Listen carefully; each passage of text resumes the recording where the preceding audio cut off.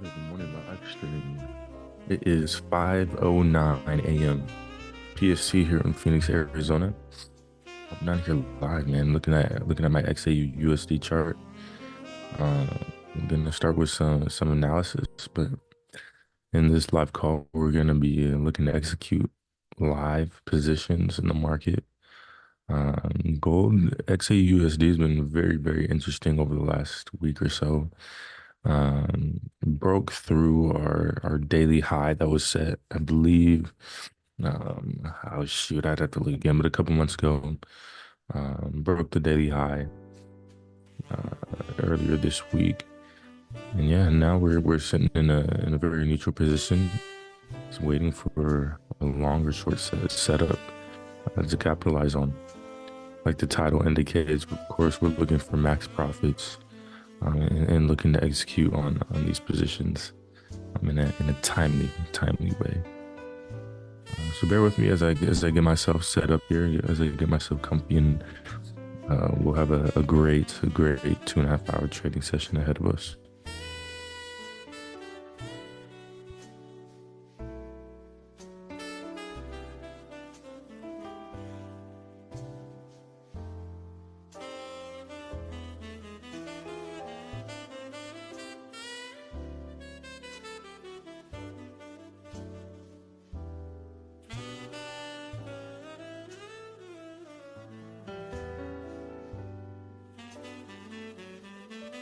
Of course, if you haven't joined our Discord, go to our Instagram. I believe it's attached to our YouTube as well. Go join our Discord community. Shooting a message in there at the moment, letting everybody know we are live.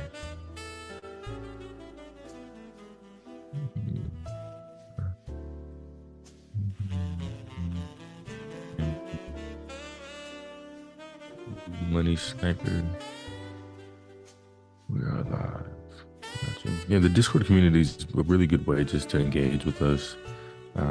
Marcus and I, we as often as we can, we shoot in our thoughts, our analysis, take pictures of our charts, talk about setups, news. So it's just a really fantastic way to just kind of get used to hearing some of the day trading lingo and the conversations that take place in a trading community.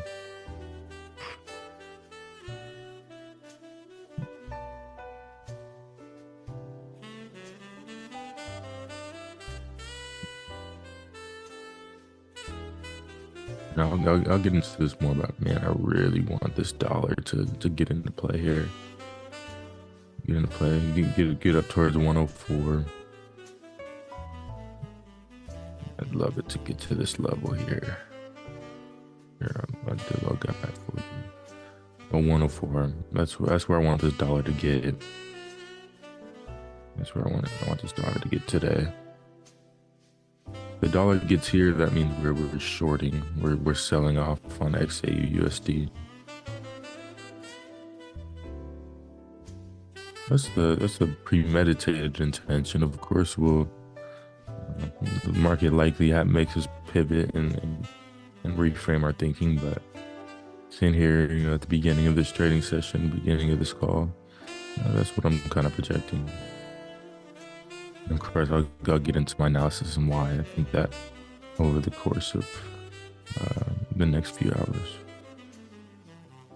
We do have some news. We do have unemployment claims dropping in about 15 minutes. Of course, utilizing our Forex Factory resource, this Forex Factory allows us to see all the upcoming and impactful news, primarily related to global economics. We'll get into things. You can just read some of these, and we're really concerned about the USD folders, and particularly the red and orange USD folders.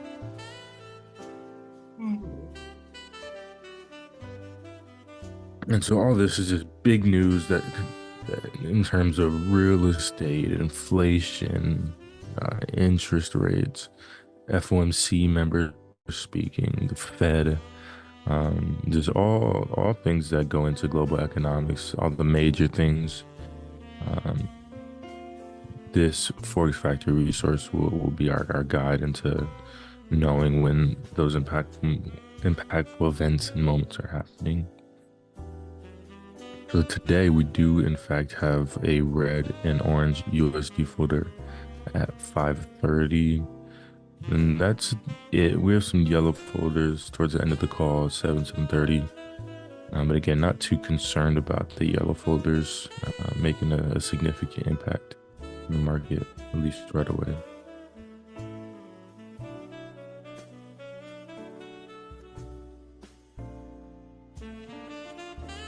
And Forex Factor does a good job just giving us insight into these news folders and why they're important and why traders should care.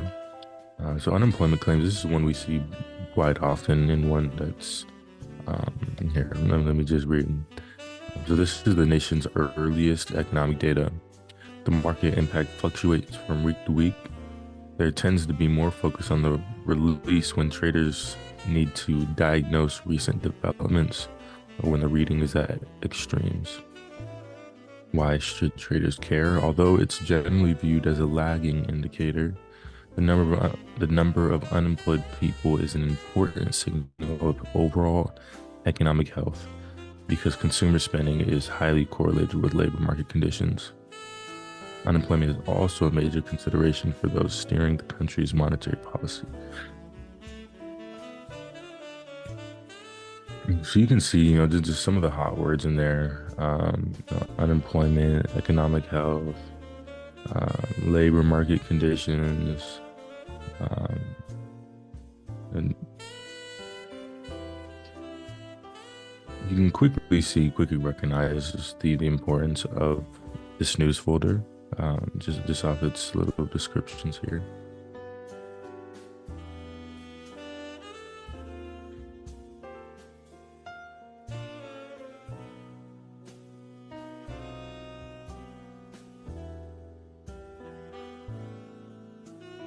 Just reading this orange folder, this Philly Fed Manufacturing Index. So it's a leading indicator of economic health. Businesses react quickly to market conditions and changes in their sentiment. Can be an early signal of future economic activity such as spending, hiring, and investment.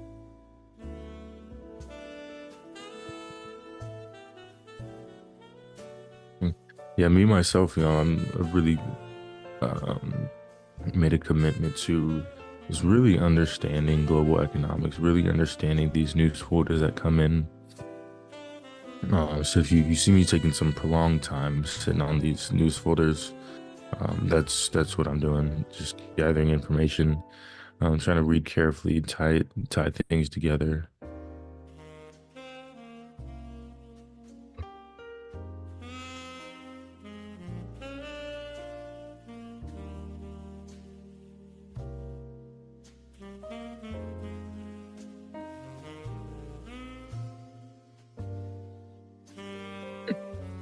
Like this is the U.S. Department of Labor. Like just all these ordinary looking people, family people, working people, the working people of America. Like, I wonder how many of them trade. All right, so news in just under 12 minutes.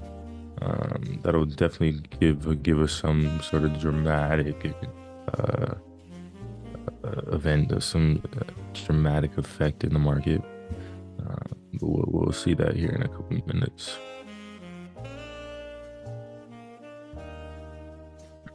My jazz isn't too loud.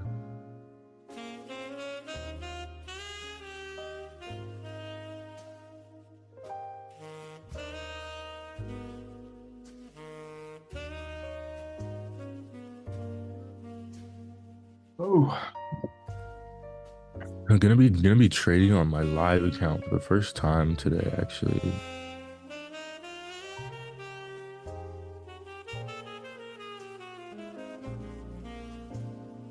For the first time in a little while, let's say.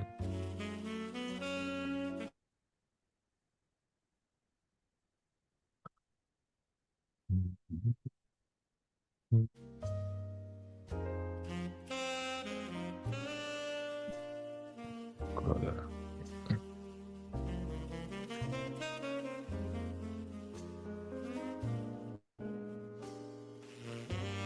I'm actually gonna spend just a couple minutes putting some cash, putting some bones in the live account.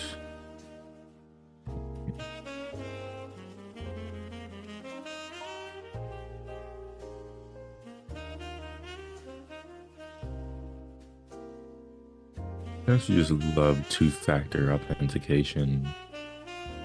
Mm-mm.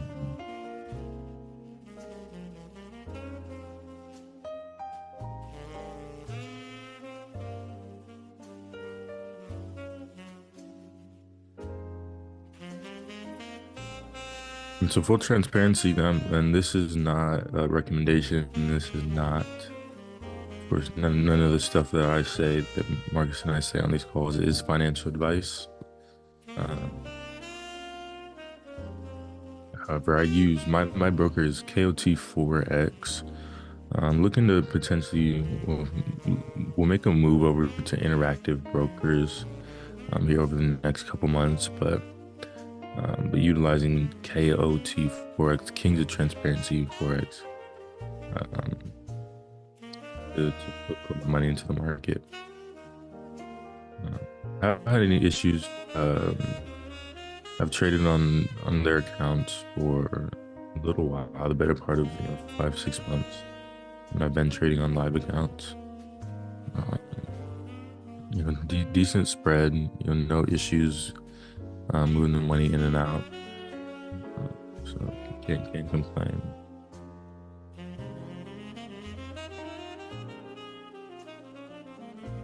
Other than the fact that this two-factor authentication email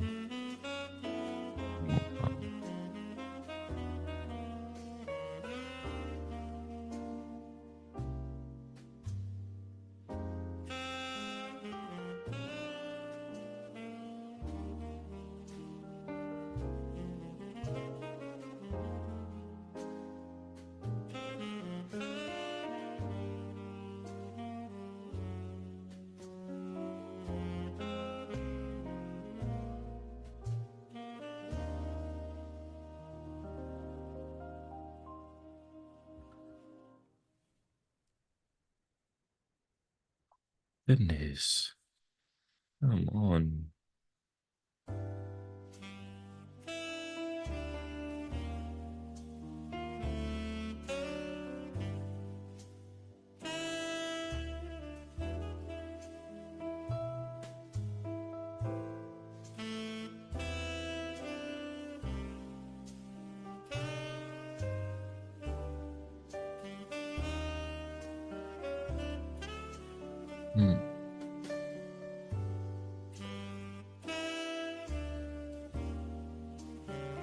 Well, folks,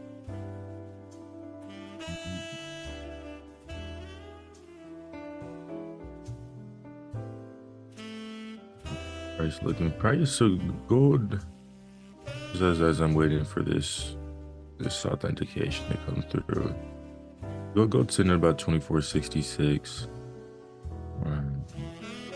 Really sitting right in a decision-making area, decision-making zone. And so from here, it can be very, very autonomous as far as which way the market decides to distribute. Like I said, and this news that's coming up in here in about 5 minutes will be really telling. Would love to get some news that's bullish for the dollar. Would love to get some good news and see that dollar get up to this 104 level. Because as the news approaches, as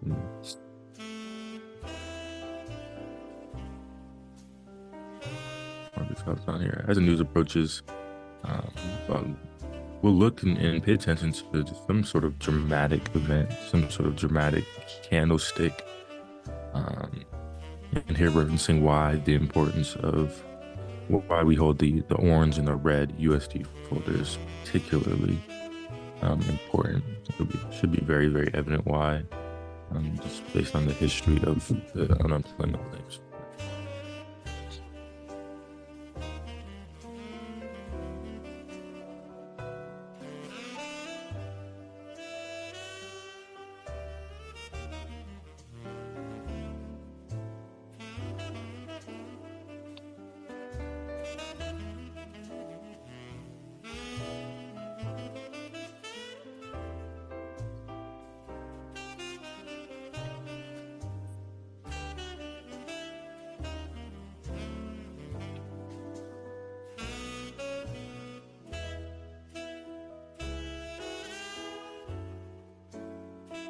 There we go. Now we're in there.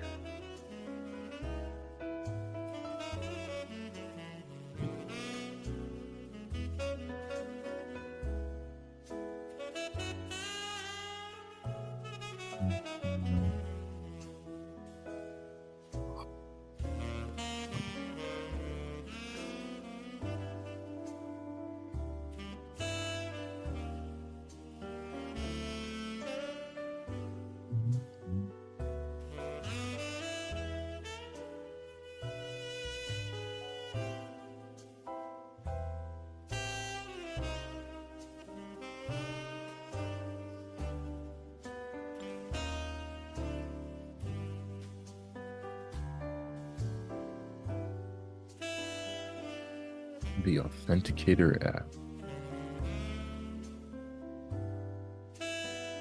Yo, Yo.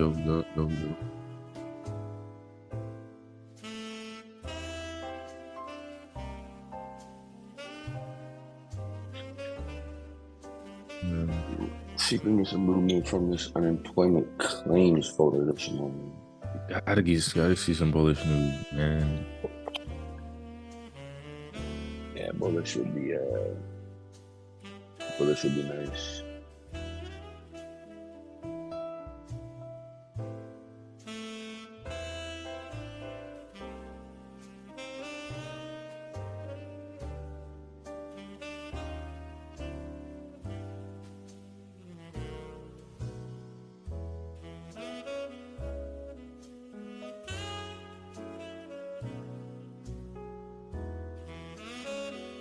There you go.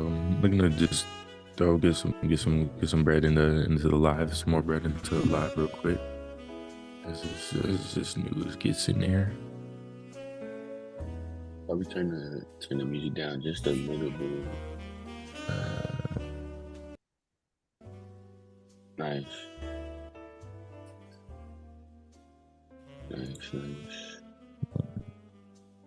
Good call.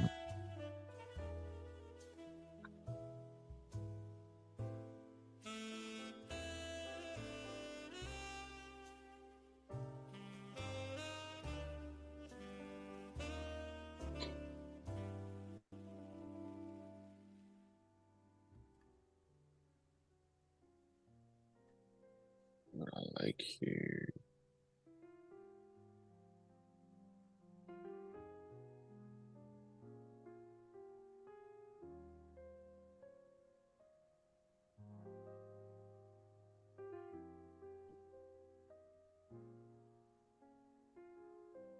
Really want to see this 451 level get broken.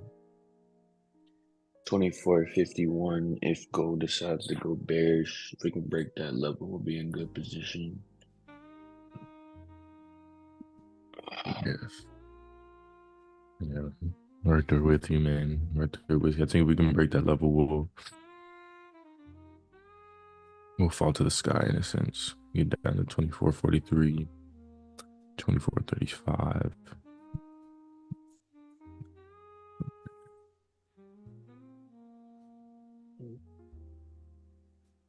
Those 40 seconds. I'm gonna get us nice, zoom this in nice and close.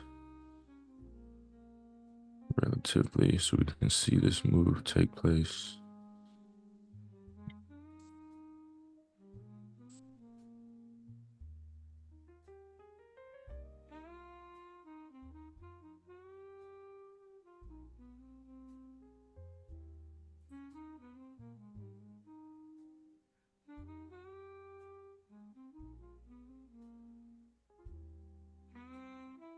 Let's see what happens.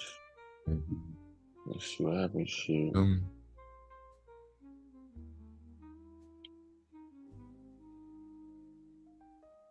We really see how dramatic it's gonna be. Give me some bullish news. Give me some bullish USD news. We did not get bullish news. We did not get bullish news. If we did not get bullish news, I'm actually unemployment didn't come out bullish, but the Philly Fed came out bullish. Let's see how this impacts. Super bullish too. Yeah, let's see how this impacts. Damn. 13.9 when the forecast was 2.7.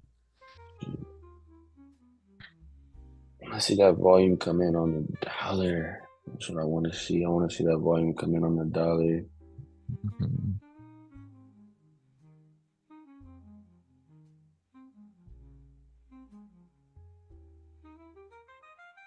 That volume is coming in on the dollar, but it's coming on the bearish side.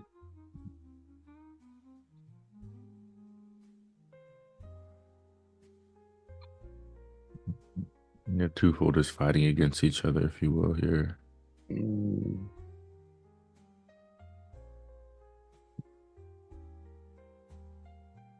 Hence the lack of drama in this particular instance.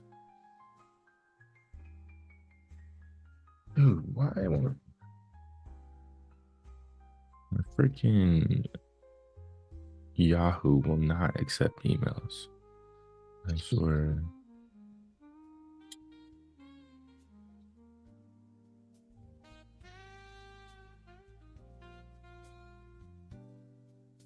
This is ridiculous.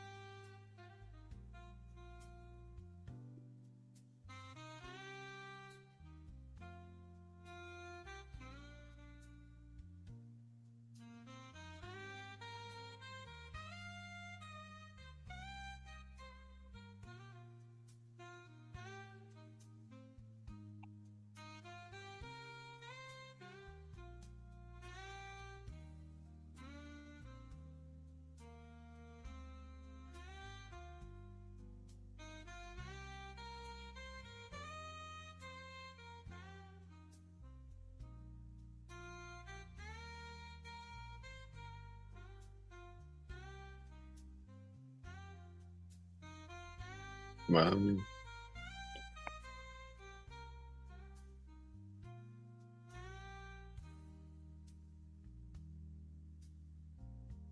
Bro, this two-factor authentication is gonna drive me crazy. Everything you check, everything you get into, everything's on my old phone number, old Gmail. That's the worst.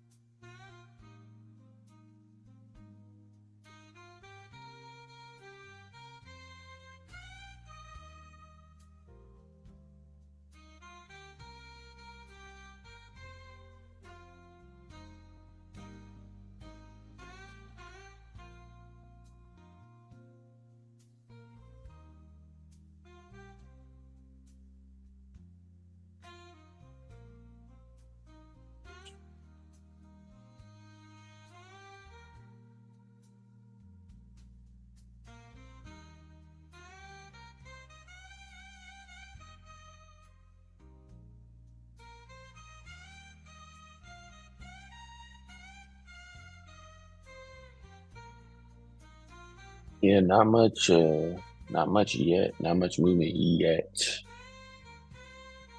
Like you said, I think these photos are just fighting against each other. Volume is fighting against each other right now.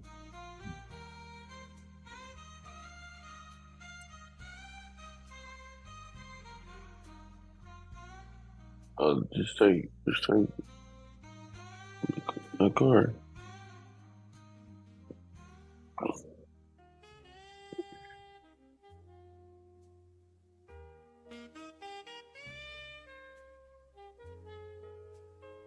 I'm gonna be patient here, but I may come to a decision with this trade that I was in. Um, shoot, since what's today? Thursday, since Tuesday. I've actually been holding this trade since Tuesday. Got into a little bit of drawdown, roughly around 330 pips. Um, 0.02 lot size. Trade just got away. Um, but understanding the higher time frame and that the way we execute our positions is on a smaller scale. Um, and so when we have the information, I mean, like we have available to us on those higher time frames, there's a balance and a honest perspective you have to have with yourself. Like, are you just staying in this trade because you don't want to close it out and take a big lesson? Like, what's the real reason? And so for me, it's has nothing to do with me not ready to accept my lesson. Just has everything to do with these higher time frames on our, the information that we have, whether it's the dollar, whether it's gold. Um, I just I don't see a clear. I don't see a clear decision as far as gold going continuing bullish to just completely destroy my account. Um, and I obviously won't let it get there. So I said I'm gonna come to a decision today. Either we're gonna see that gold is having some more bearish momentum, the dollar's having some bullish momentum, something along those lines to confirm me to hold this position even longer. Um, because I still do honestly have just looking at this freaking, what am I looking at right now? Looking at the daily, like, we have some imbalance below us right now. So in order for us to head bullish, we're gonna have to come get that imbalance, especially us already touching an all-time high. Like, just like I said a few days ago in the Discord, if you guys aren't in the Discord, super valuable. You get in the Discord, everybody can access it. There's no like limitations or anything like that. So everybody can join the Discord. But every time gold breaks this all-time high, right, it corrects, over 1,000 pips. We can just call it. Over 1,000 pips. So, not that I'm trying to get 1,000 pip play, but just that understanding of the correction that does take place after reaching an all-time high is another reason why I'm still in this trade. And so yeah, fully ready to accept that this trade. I mean, I've already accepted, obviously, that this trade is not going my way, right? But like I said, I have a pretty clear, not clear, I would say informative understanding of what's currently going on. That gives me some type of story to build behind why I'm staying in this trade. So we're just gonna hold this position. Ideal scenario would have been bullish news from both folders today, but we didn't get that. We did not get that. Let me check April 18th. April 18th, there is a significant shift in the Philly Fed as well. So I want to see if that had a significant impact on the market. April 18th.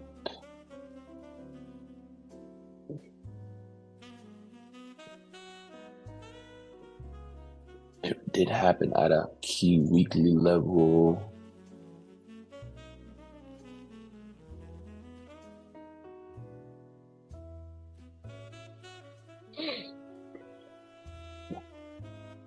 Same day, we got neutral news from unemployment.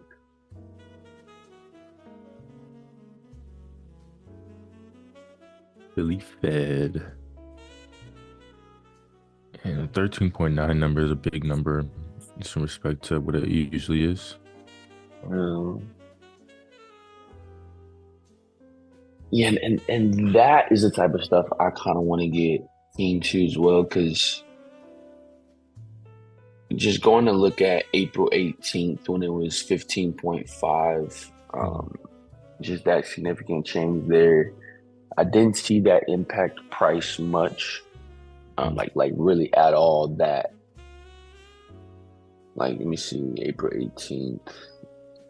Yeah, price probably moved somewhere around, and that's the dollar. Just looking at the dollar, it didn't affect the dollar too much at all. So yeah, I'm just curious to know what the significance of that number is. I mean, it says 0.0 indicates anything above 0.0 indicates improving conditions.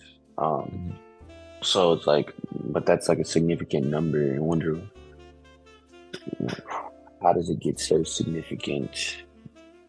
As it looks like we may be getting some push from gold potentially. And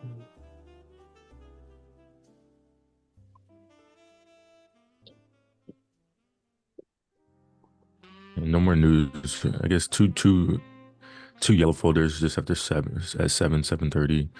But as far as major news, that's gonna be it for today.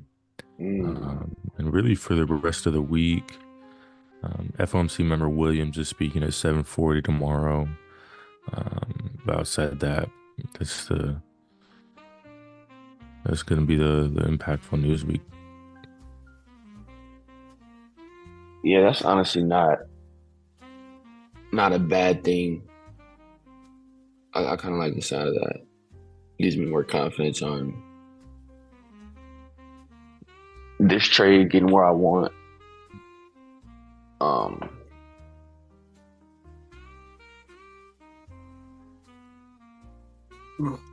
I really want to talk about today just because let me see something real quick. Hold up.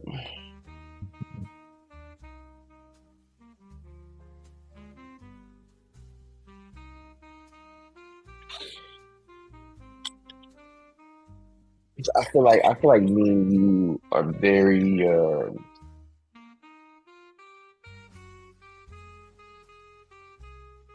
maybe more so you than me as I'm developing, but just able to move on, whether the decision, the choice worked out, whether it didn't, whether we profited, whether we didn't, no matter what the case is. Like right now, we are both in an entry. If I'm not mistaken, you're still in yours. I'm still in mine.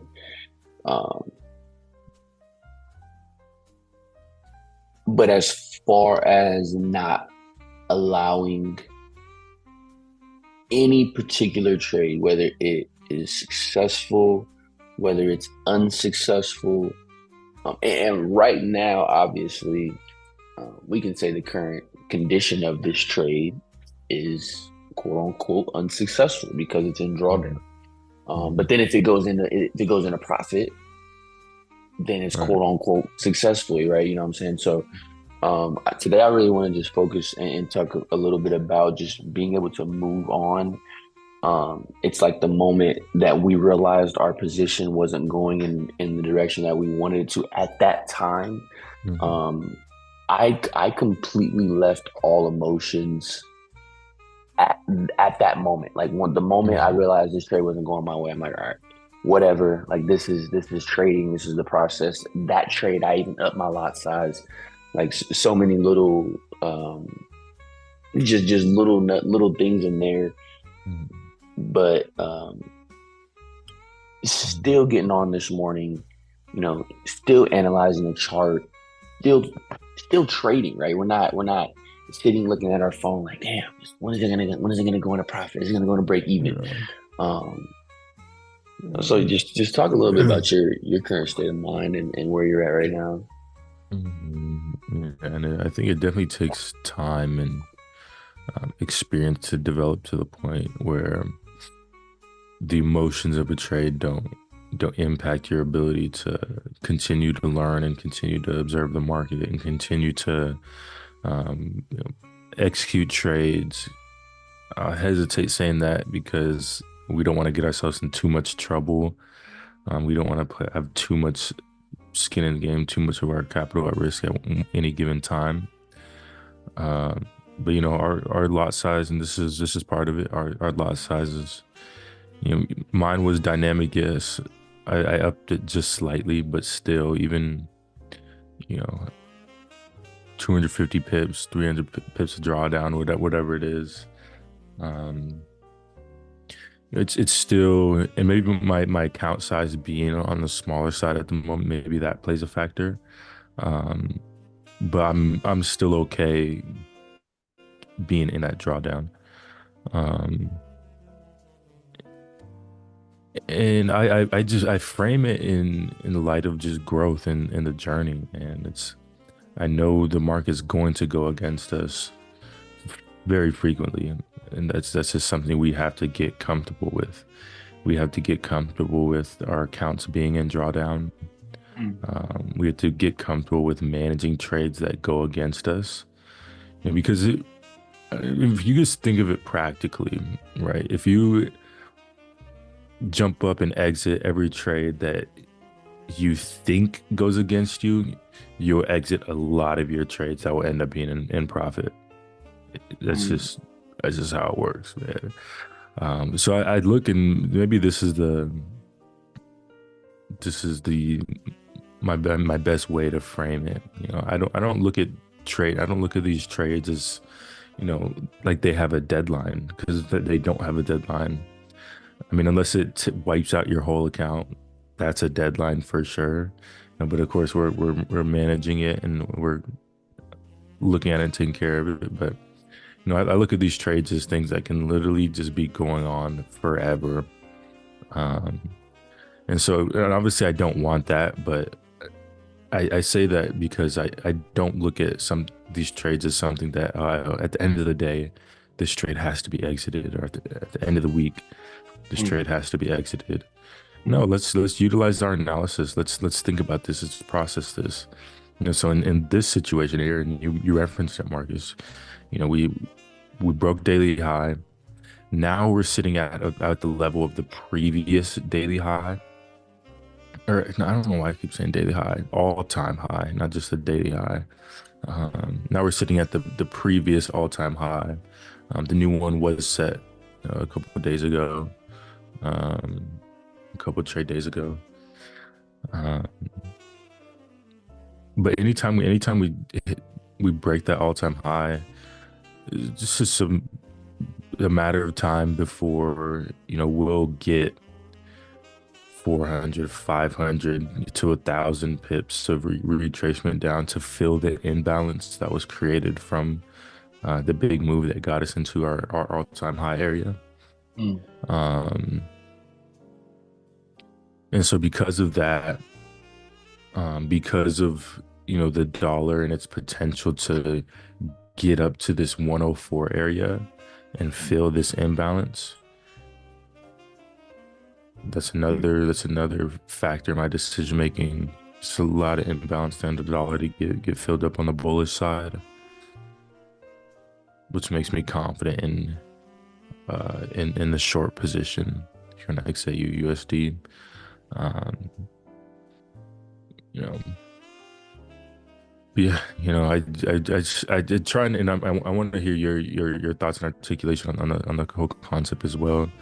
But I really look at it as just the long game, and not just and not just like thinking of like long term like education and growth. Like the individual trades.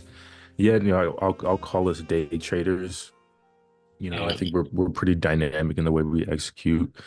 Going from scalping, even all the way up to swinging. Um, I think we're dynamic in that fact, but these trades, given we're managing them and we're utilizing analysis, as soon as my analysis tells me like I'm in the wrong, or the market proves that analysis to be wrong, I'm gonna continue to use my again my analysis, my intuition to make my decisions. Nah, you said something that I think it is really important, and the balance between the two is important as well because, like I said a little bit earlier, you can build excuses for yourself to want to hold a position that you should actually just accept. This isn't going my way anymore. Um, but to your point, you mentioned these trades not having an expiration date. Dude, that's so fire. Like just the way that's put, just because I think a lot of the times when we enter a trade, we assume that like we have to close this trade either like I think we want that control Hmm. of saying like, okay, I'm done with this trade. Um and I try to be careful when I'm saying that too, because yes, I do understand you need to know when a trade is not going your way and close the position. I 100% agree with that. Um, at the same time, there is always with these time frames, as I'm understanding the time frames more and more and more, because it's as traders, you always develop. You never have a concept fully. It's always developing. Um, but like when I go to some of these higher time frames, and I just even some not even just the higher ones, just as I blend the different time frames together and look at the individual time frames, um, I start to find support in the claim of these trades not having expiration date because this stuff takes time. And then thinking about the market sections that that we specifically execute in, um, getting familiar with what market sessions move price normally, because we're acting out of probabilities, so we can understand when we are exposed with our trades, even when they're in drawdown. We know when we're super exposed. Like this is a vulnerable time. Like this morning, um, 23 minutes ago, when we had news and we were already in a position, we were exposed at that time because the market could have very well given us bearish news from the dollar as it did, but strong gold bullish volume and blew through the daily the all-time high.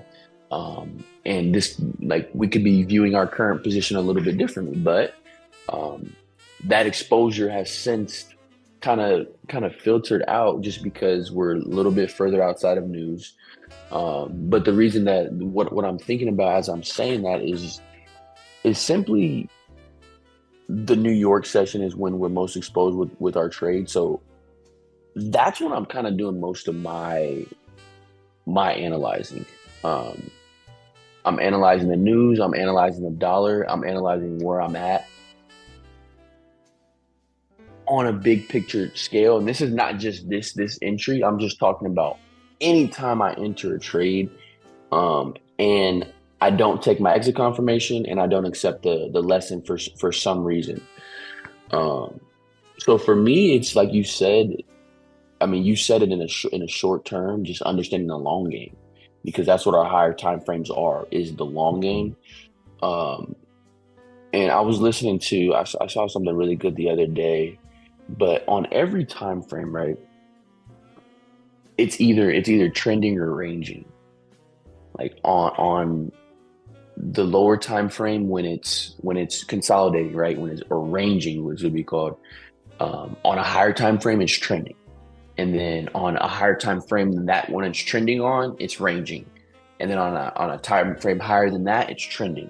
And then so on and so forth. And so just that understanding of how these time frames work, I don't get anxious about trades that I'm in just because of how they look on my lower time frame or how they look on my Mhm. trade locker, Mhm. because it's so far from my position. Like, because we can really bring that down to the reality of it. And like, we know how much this stuff goes up and down and up and down. And you said it a while ago that a trader could literally enter a trade and just sit in that trade, and Mhm. eventually that trade's going to be in profit. It's Yeah. like eventually. Yeah. And so that's kind of how that's kind of my take on that. Um, Mhm.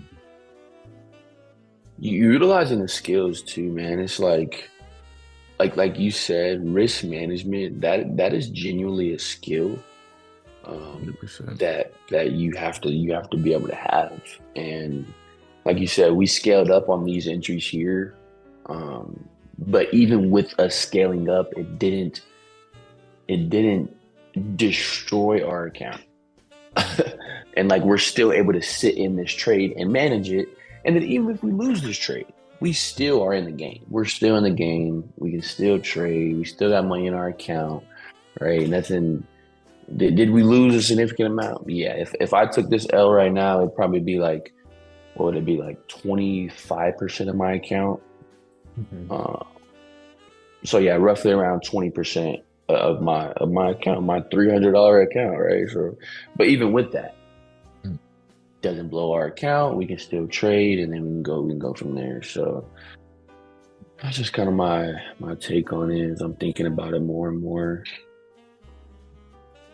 Yeah, and you said something there. Uh, I love what that you tied in the higher time frames. Being comfortable with utilizing the higher time frames and uh, expanding like our perception of the market.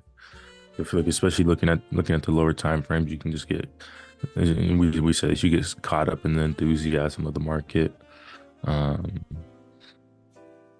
and then there's one more thing. The fact that my mom was the first one to actually like voice this to me and say this, because she's tapped into the market. She hasn't like, been trading too much over the last couple weeks, but she's like, yeah, I just make a decision, use my intuition, make a trade, and at some point I'm gonna be in profit, and she'll just take her profit. Mm. Um, of course we want to have analysis behind that, but just like Yeah. knowing that, it's having the understanding that you know at some point, especially if there's some imbalance to get filled, or we're just always in some sort of position to get back into the game, Yeah. um, at some point. And it's on our ability to manage our emotions, manage our risk, in order to kind of bear through that process of being in drawdown. Um, but, but yeah, No, I that's think fire the that emotional your part is huge. it's fire that your mom looks at it like that too. Just because I think people that I would say it's probably people that have never traded before. Mhm. Those that have traded a little bit kind of know what it's like to be in drawdown. But new traders definitely think, I would say, like they don't even know that drawdown like should happen or is like Mhm. inevitable almost. Mhm. Um, and so the fact that your mom looks at it like that is fire because she already has accepted that. I'm going to see drawdown. Like I'm Mhm. going to see this trade in the negative. Yeah. Yeah, I feel like unless you get that very pristine entry and you Mhm. just sniped that mug and right when you entered it started moving into profit, you know, you'll at least see a few minutes of drawdown, right? Like, Right. and even in that few minutes, like me as a new trader, there's times where in that few minutes, and I still have some on my trade log, um, where I'll close it out. 'Cause I'm like, Mhm. oh shiznit, this is not going the way that I thought. Hold on, let me close it out. And then right after I close it out, 2 seconds later, it goes right the way that I thought it would. Mhm.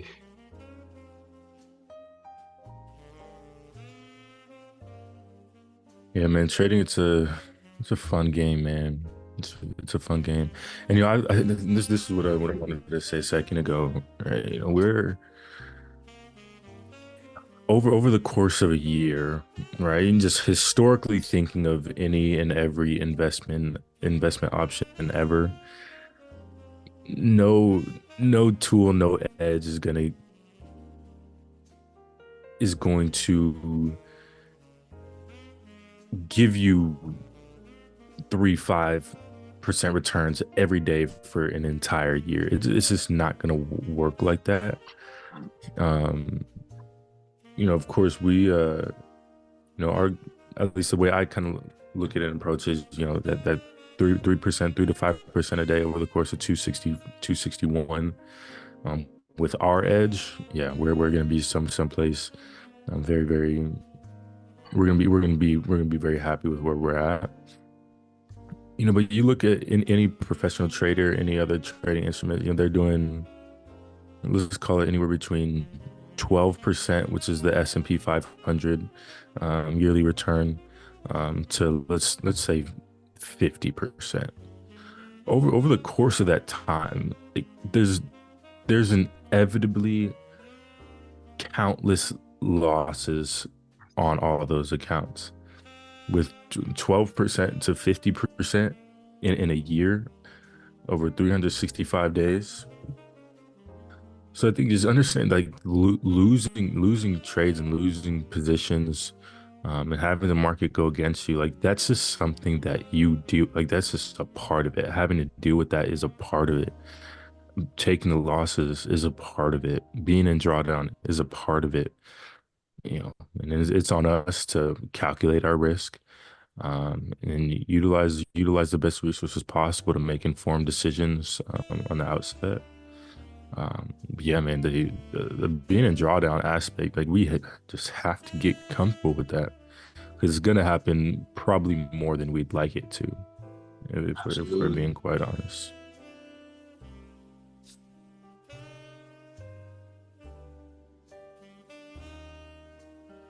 You said something literally as you were saying it, I was writing it down. But you said we need to be informed, Yeah. and I literally have wrote down I don't need to be right. I need to be informed, and that is so pivotal in our analysis. Just to consider everything as information and not if we're if we're if we have the right analysis or if we have an informed analysis. I think those are two very, very different, um, Mhm. and can change the outlook of a particular entry when you see it going in a drawdown. Can change, and you know, Mhm. those feelings of that entry. I think all that matters, especially just that little mindset, man, is just so important. I think, what we're discussing now and just understanding the loss. That's actually a really good point you said, because if you think about something as credible as the S&P, right? Mhm. Like the not gonna say guaranteed, but pretty consistent ROI, um, and the fact that this is something that when you're invested into the S&P, it's engaging every single trading day. Every single trading day, it's engaging, whether it's going up 0.02%, or down 0.02%. It's engaging every single day. So the fact that there for sure is losses in there, um, that's such a great perspective, because it's so easy to let one lesson, when it does happen, because it will happen, but let it just disrupt your entire trading month, trading Mhm. week, trading year, potentially for some. Mhm. Um, but it's like, especially in trading, that lesson can be literally wiped away by just following your execution the very, very next trade. Just sticking to your principles the very, very next trade. I'm not even saying you have to win 10 in a row to get one back. Um, Mhm. to bring back to our point earlier, with proper risk management, you should be able to lose a one trade and then in the very next trade get all those profits back. Um, and now, I mean, in my current position, if I took an L right now, I probably have to win, about two to, I'd say, if I did the same lot size, two trades to basically wipe out this one lesson. But that's because, like you said, we had a little dynamic risk in this aspect. Um, and we accepted that. Like, Mhm. something that, when I'm talking about moving on, I have literally already accepted the fact that I might blow this account. Like, just simply put, like, I don't want to. I'm gonna make sure I don't, right? But like, I'm not gonna let. Not that I'm gonna force the market to do what I want it to do, right? But every time this thing breaks a daily high, this it corrects. Like, every time it breaks a daily high, it corrects. And so if I have to hold my trade until that happens, I'm going to do that. Um, if it gets out of hand to where my account is nearly blown, I'm gonna close my trade out and I'm just gonna take the L. Like, I'm not gonna let my account get blown.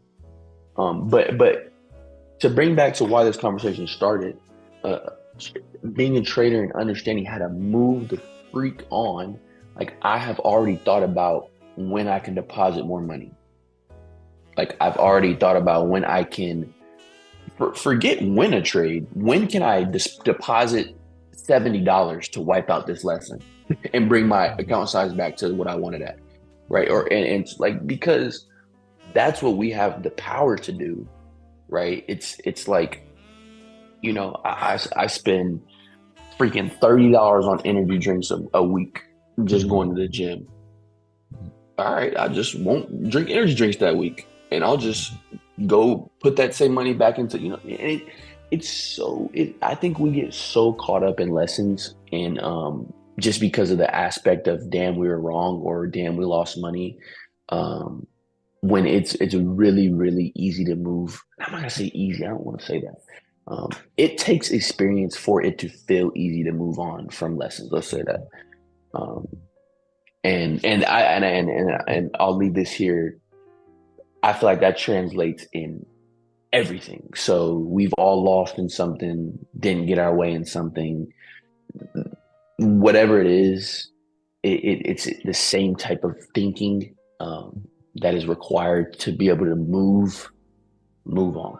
So that's. Mhm. Yeah, on our last podcast, we talked about, how do we frame success? We've talked about how we frame success, pretty often, but it's truly just as important to be able to frame our lessons, being able Mm, to frame when we're in an mm, adverse situation, when we're in a situation that we would rather not be in.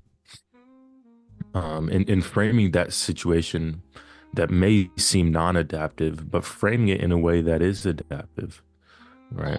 So anytime we're in drawdown, like right now, like something that will just play through my head is the fact that, okay, right now I'm working on my patience, I'm working on my discipline, Mm, I'm working on my utilization of my resources. Um, and yeah, let's see how this plays out based on my intuition right now.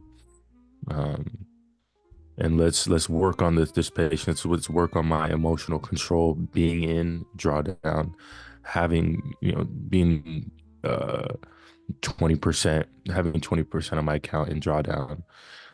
Let's understand what that feels like, because I know this isn't gonna be the only time I'm gonna feel this.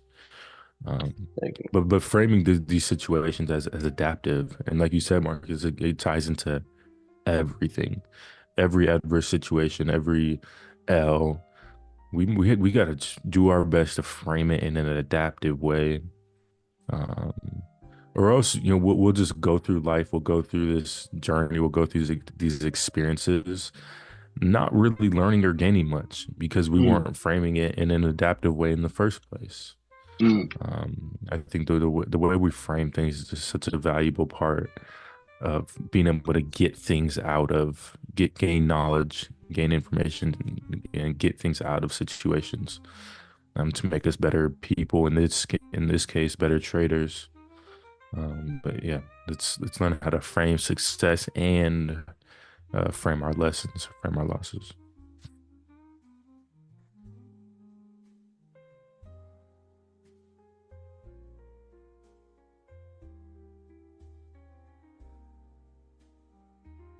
And gold pushing towards its last low. But again, nothing dramatic here. Pretty slow morning of movement. Flat cloud for the most part. Flat cloud equals consolidation or accumulation most of the time.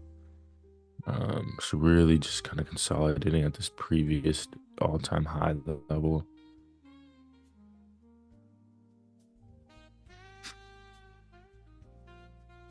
Check out what this dollar's doing. Dollar's trying to make its way bullish. Dollar's trying to get there.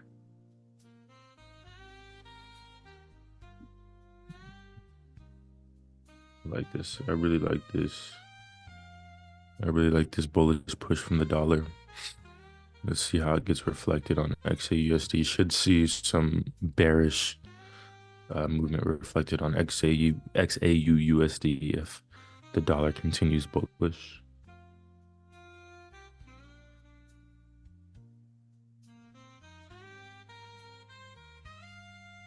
And one thing I'll touch on real quick. So as you know, we've been talking over the last hour. Um, I've been able to put some funds into my live account, and I bring that up. I bring up the simultaneousness of me doing that, while we're talking and having a conversation. Um, I promise, Marcus, I wasn't ignoring you, but out here I'm just speaking to the fact that you know this is people think trading and getting yourself into the market is just difficult when it's not. It's mm. not. It's such an easy process. Um, of course, everybody needs guidance at the outset. Everybody needs guidance right away. But um, the I guess maybe the fear of difficulty, the fear of us not being able to figure it out. Um, I think that is negligible after one or two times doing it. Yeah, Getting ourselves into the market, into the live market, doing a demo is another thing. Very really easy for us to execute, and to start trading on. But then when it comes to putting our funds into the market, Marcus mentioned, hey, you take a lesson. All right, let's not buy Starbucks for um 3 days, 4 days, and let's throw that extra, what would be probably $85. Here I'm being dramatic, but let's throw that money into the account. Super easy. It'll take us 6 minutes to get that done. Um, yeah, go ahead. I just wanted to touch on that. Because it's so easy. Just walk through the process real quick on how you did it. Yeah, and so how I go about it, I like to go the Bitcoin route. And so what I do, I'll walk us through this kind of step by step. Um, all right, this jazz is kind of OD. I don't like this song. Screaming. So I utilize the Cash app. So I start out on Cash App, and I purchase. And if you've been on Cash App before, and I'm gonna pull up my Cash App just so I can kind of guide you through this, just so if anybody's Is it watching the a recording. is it a Cash app or is it a Cash app? So it's the Cash app. So the green the green Cash app, one that similar to Venmo, the one people utilize to send money to the homie for buying you for paying for the pizza for poker night, whatever, that Cash app. And so if you go all the way to the left on the bottom left of the Cash App option bar, you'll see the Bitcoin section. In the Bitcoin section, you just click on it and you push buy Bitcoin, and you type in however much money you want to put into your live account. So you'll put buy $100. That's what I just did. So I bought $100 and it buys $100 worth of Bitcoin. And so once you buy that $100 of Bitcoin, there's a QR code that's available for us. Excuse me. I'm gonna backtrack a little bit. So we have the Bitcoin in our Cash App. So I then open up my broker. I open up, previously I mentioned, and again, it's just this is not a recommendation. I open up my KOT Forex, my brokerage account. And then on my brokerage account, I simply push the deposit funds button.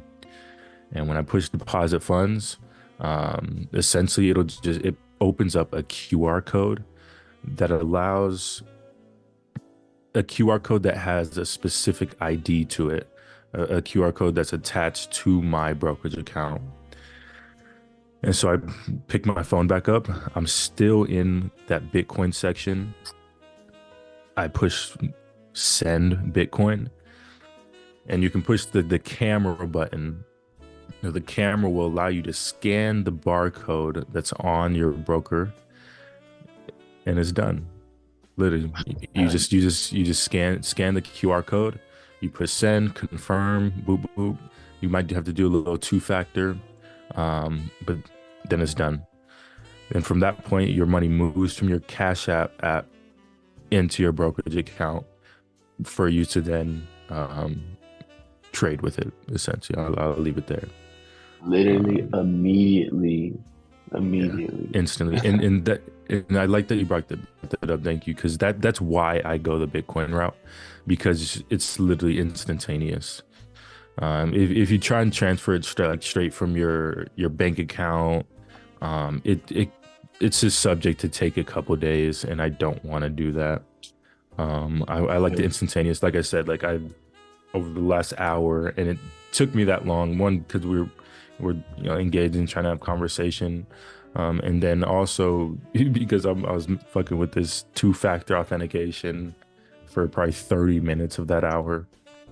But it's just such a quick process. It's such a quick process, and you buy the Bitcoin and Cash App, open up your broker, deposit funds into your broker, scan the QR code, bam, your money's in there. Simple as that. I want you to bring it up. I actually brought it up because my boy that trades options, he had deposited some money probably like 4 days ago, because he was trying to trade with it, and yesterday it still wasn't in his account. And it's funny because he had mentioned, he was like, bro, I was trying to get in this. I think he was trading AMD or Nvidia. He's trying to get in a trade, but he's like, yeah, my money still hasn't hit. I'm just like, but I think when I begin to think about just the differences of the two Hmm. industries, and I know that's one of them. Just that decentralized nature that Forex has. Hmm. Like that QR code you're scanning. It's kind of borderline crypto. Like Hmm. the type of freedom you have with it. Hmm. It's a lot similar to crypto versus the other options are just more similar to if you were, you know, wiring money between bank to bank. Like that's how it's gonna get approached. Like you have to wait 48 hours for authentication and so on and so forth. So I Hmm. just want to appreciate you going through that.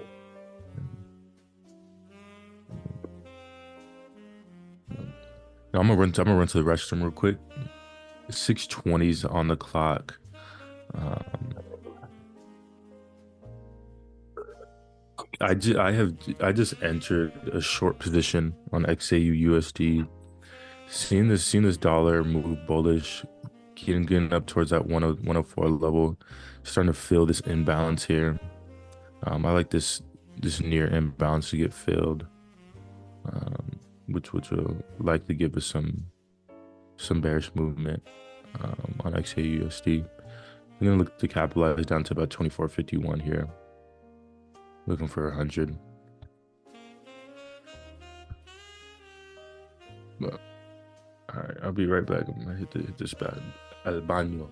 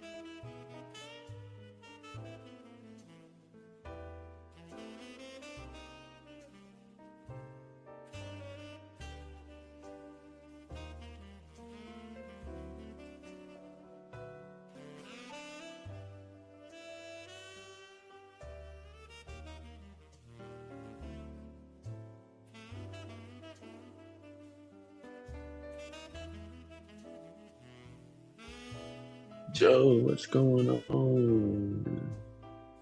Me and Q are just actually both taking our restroom breaks. You still there, Precious? My little girl's is in her bassinet, so I'm gonna leave her there until she starts making noise. Excuse me.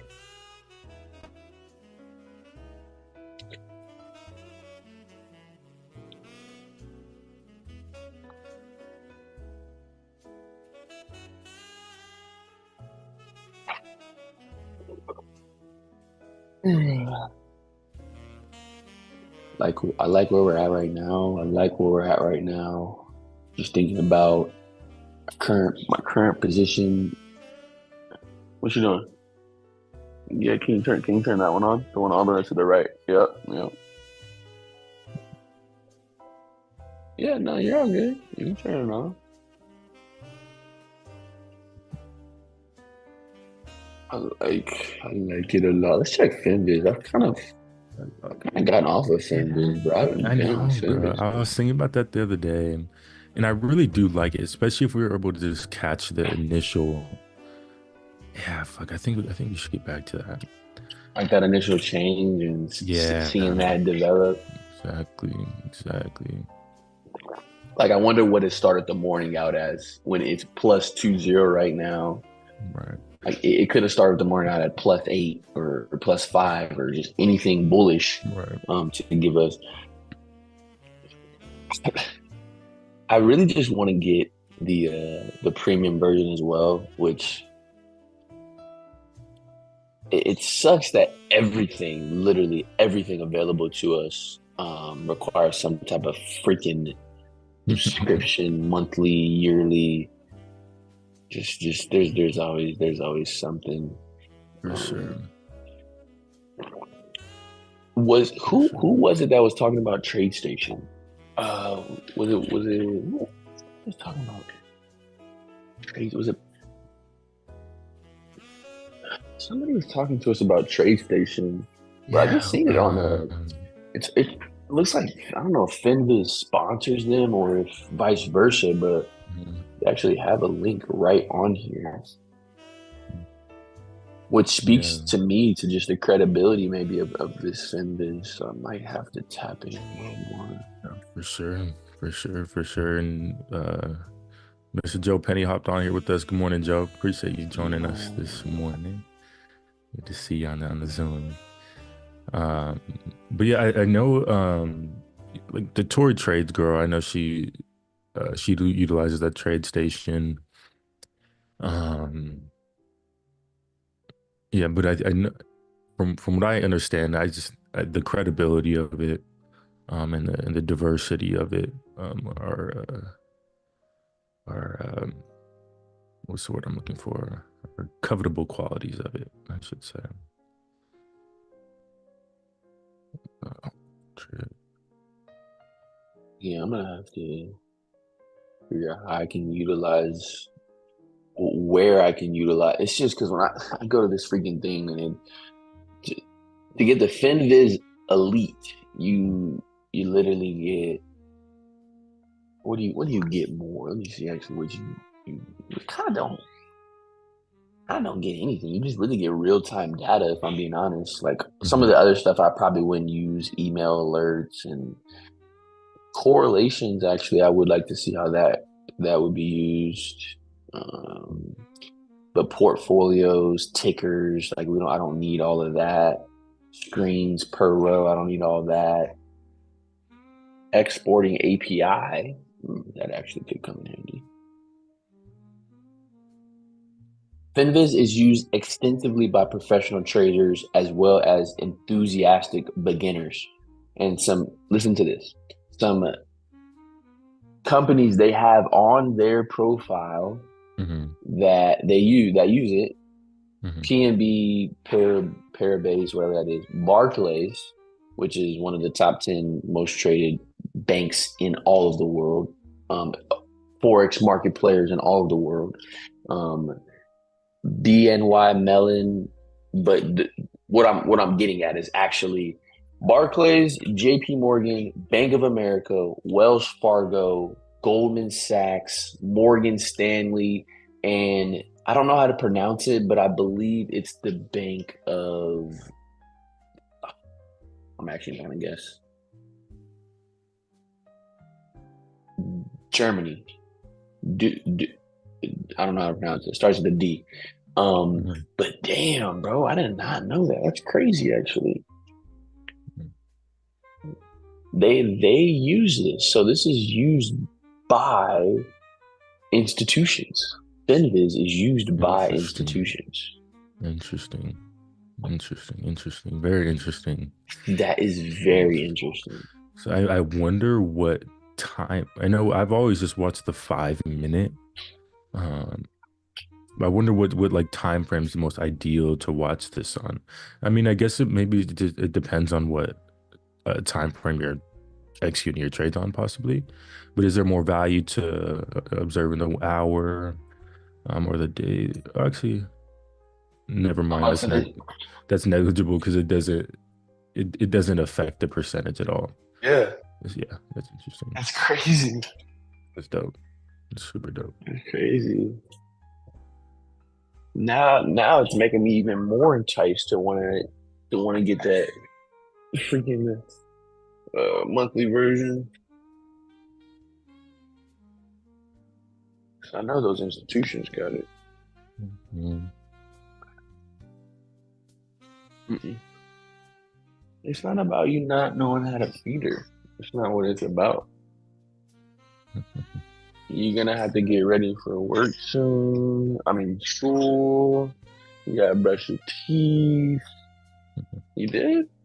Dang. Man, that was crazy. Little man started school already. Yeah, it is kind of crazy. He's literally gone all summer and then came back and started school.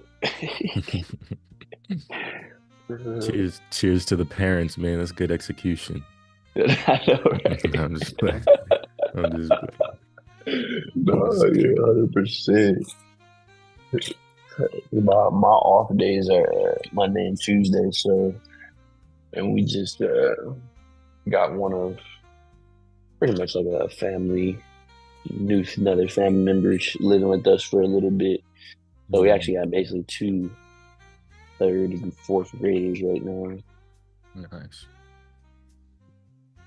But no, it was perfect because that happened literally as school started. So I was like, all Hmm. right. Hmm. So, XAUUSD starting to move in my direction. In some profit now. Of course, um, gonna hold. Of course, gonna hold. Talk to me about your risk right now as you're already in a position. Uh, talk to me a little bit about that. Yeah, so I'll preface this by saying today, so like I literally this is my first time trading a live account in a little while, which is really exciting. But today I'm gonna kind of look at my next couple weeks and understand and just feel out what I'm gonna be able to throw in there. I have every intention of putting all my extra capital, you know, into my trading account. I've done Mhm. a lot of good work, a lot of good demo work, a lot of good training over the last couple months. So confidence level is really high. So going to kind of develop a plan, a deposit plan. So right now I'm going to as little as I can do it. The account's um, 170 at the moment. Full transparency here. So just do 0.01 smallest lot size we can do. And until I have that calibrated, and then I can kind of develop a plan on how I want to scale that up. But I'll stay at that 0.01. I'm here for a while, um, and then once I have over here I'm just kind of freestyling here. But once I'm over about 300, I'll get into some dynamic risk um, and look to up it from there. But the risk is everything, man, and being and truly like being on the safer side is better. If you haven't taken the time to really calibrate and understand what you want it to be. Yeah. But on the demo I was working on, the demo I opened it at 300. I'm sitting at about like 460 right now. About 2 months of trading in there. Nice. Um, but on that account, I ran point zero 0.01, would go dynamic to point zero 0.02. So I've been feeling out that point zero 0.01, point zero 0.02 for a little while now. So that's what's comfortable for me, Yeah. given the account size. But I'm sure, me and you, Marcus, I'm excited for this because I think our accounts are probably going to grow. It won't be exactly the same, but Yeah. both of our accounts are going to grow relatively the same to where we can kind of scale it together, if you will. Yeah.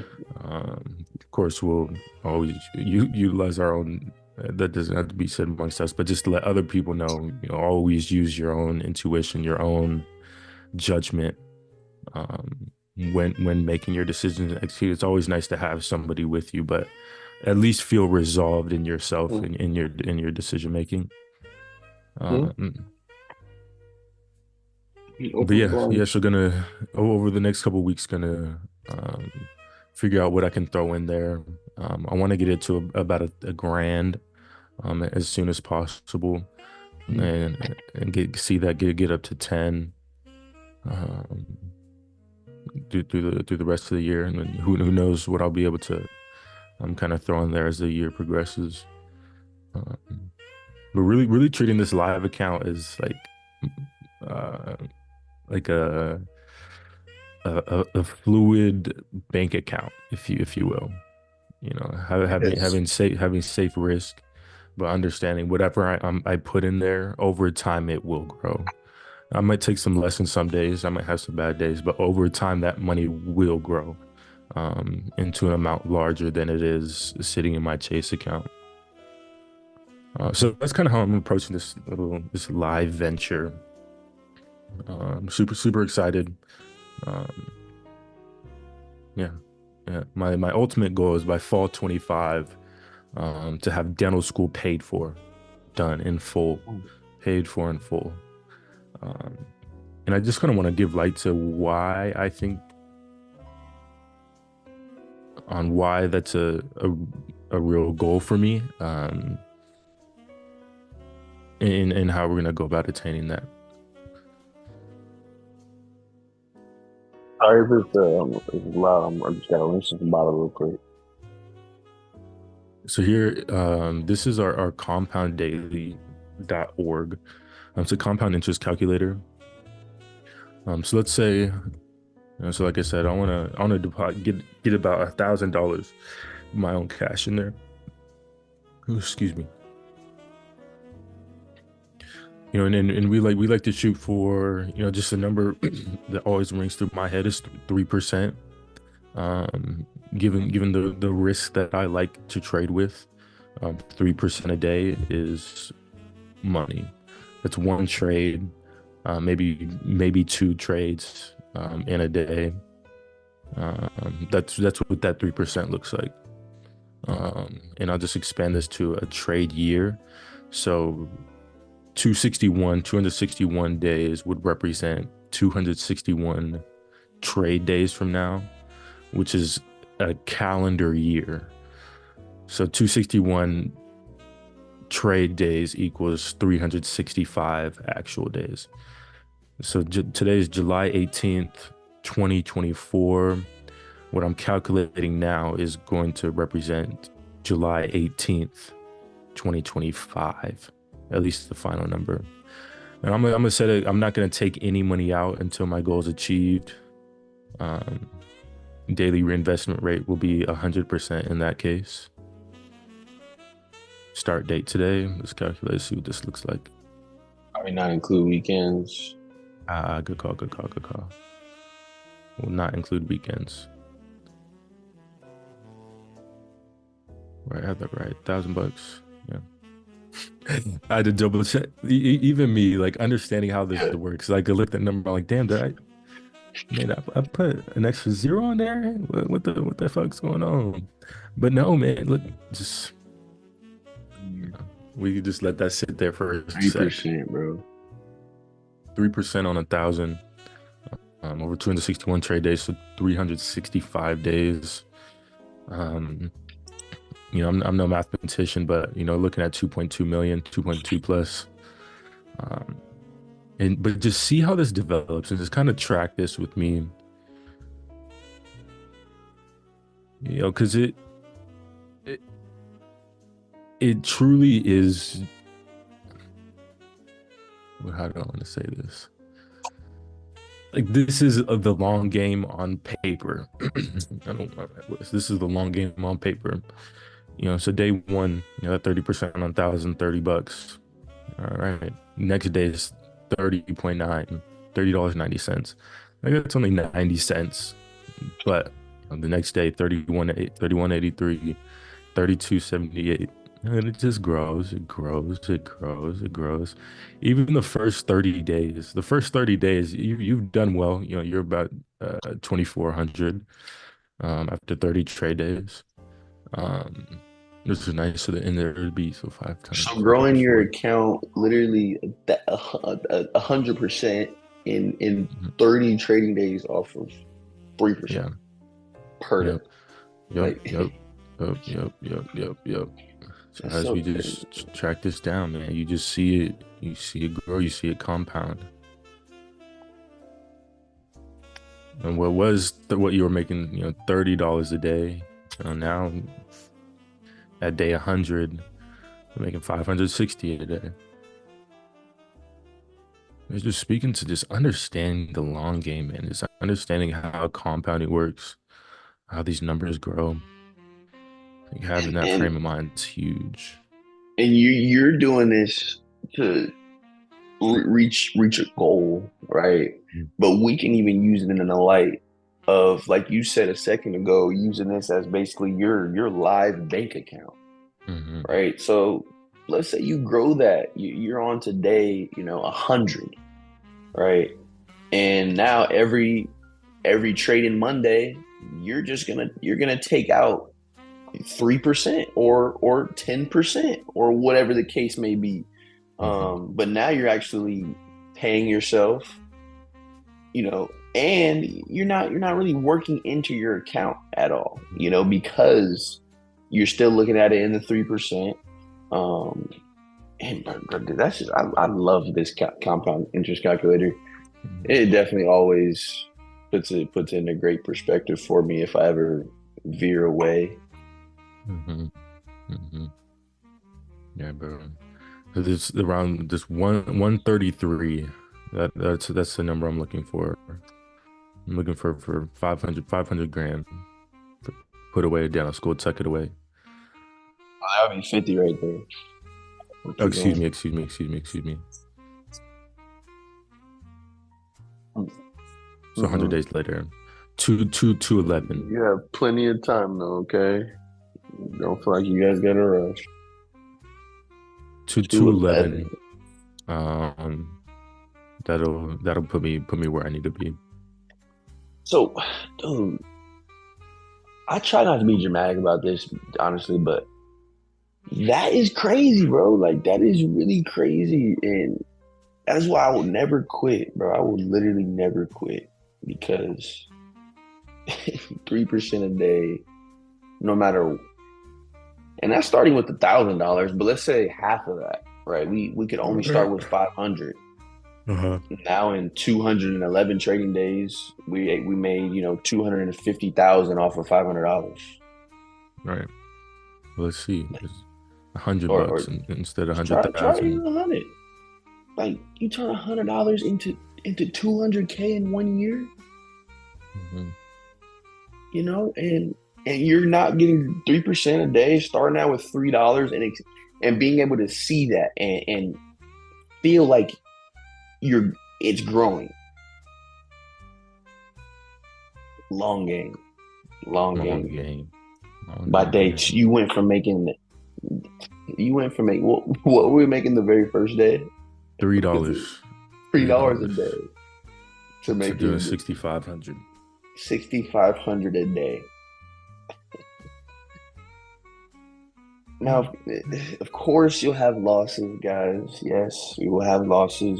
we do understand looking at this compound interest calculator, there are conditions, variables that aren't considered.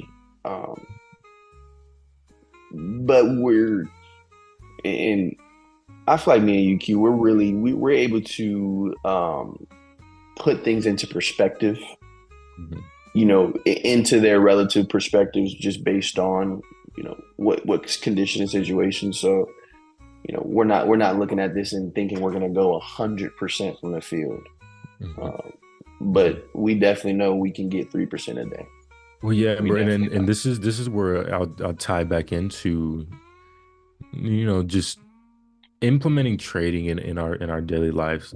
Like, yeah, like especially once our account gets to a certain size. Like if we need some cash, I'm gonna pull some cash out of my trade. Like if I need to take out some cash, um, for whatever reason, that's available to you. Like for me personally, I'm not gonna touch it. Just because I have like I'm working, I have like other streams of income, which that's how I kind of think trading should be approached. Um, you know, I'm a redact that. I'm a redact that. Um, but what I'm trying to oh, fuck what I'm trying to say here is God damn it, I lost it. Bullshitting. Well, what was I just saying? What were we just talking about? We were talking Uh, about our, oh, okay, okay. I got it back. I got it back. So, of course we're gonna have losses. Of course we're gonna have lessons. We can't forget about the fact that we can always throw some more cash in there. It'll like we said, can be a fluid bank account. Um, so we can really make sure that, that account sustains its growth even through some lessons. Whenever we have, $100, $150 to throw in there, yeah, I'm just gonna throw it in there. I never want to extend my living means. Like I kind of approach my life like there's a certain way I want to live. Like right now in my current financial state, like there's a comfortability that I like to sustain, and I'll always make sure I'm able to sustain that. And then after that, that will be the extra cash that I'll be able to, throw in that account. And I'd always have $100, $50, a couple $100, just kind of laying around that I can, you know pay for me pay for a lunch or a dinner for my brothers, or pick up a tab or like that money like that. Um, that disposable cash over time, I'm going to continually throw that in my trading account and just watch it grow. You quick, I mean, 10K and here, like I'm uh 24, don't have an established career. I'm talking about, want to get $1,000 in there. But there's folks, maybe folks that'll watch this. You might be able to throw 10 grand in there, or 8 grand, 7 grand, whatever. And you just see what the compounding does over time. You know, 10 grand compound at 3% over a year. You're upwards of 22.4 million. Uh, so, but I like just approaching it super fluid, super fluid. If there's an emergency, yeah, it's trading allows us, Forex allows us to just take that money out whenever we want. Um, but I like approaching it as a fluid bank account, a fluid savings account that I'm not going to touch and just compound over time. Throw whatever extra cash I have in there over time, like a piggy bank, if you will. Just watch it grow, man. Watch it grow.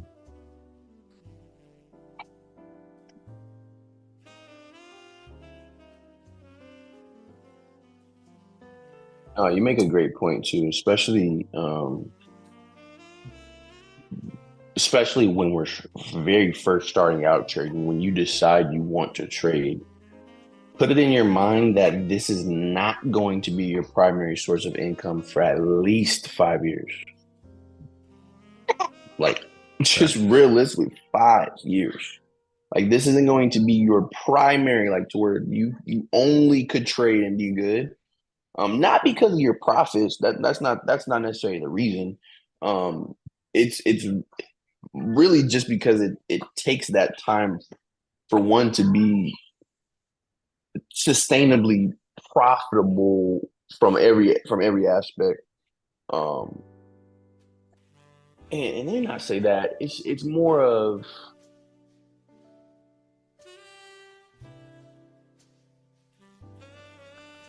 because it's like we're looking at this right here, and you know, say there is somebody that has 10,000, right?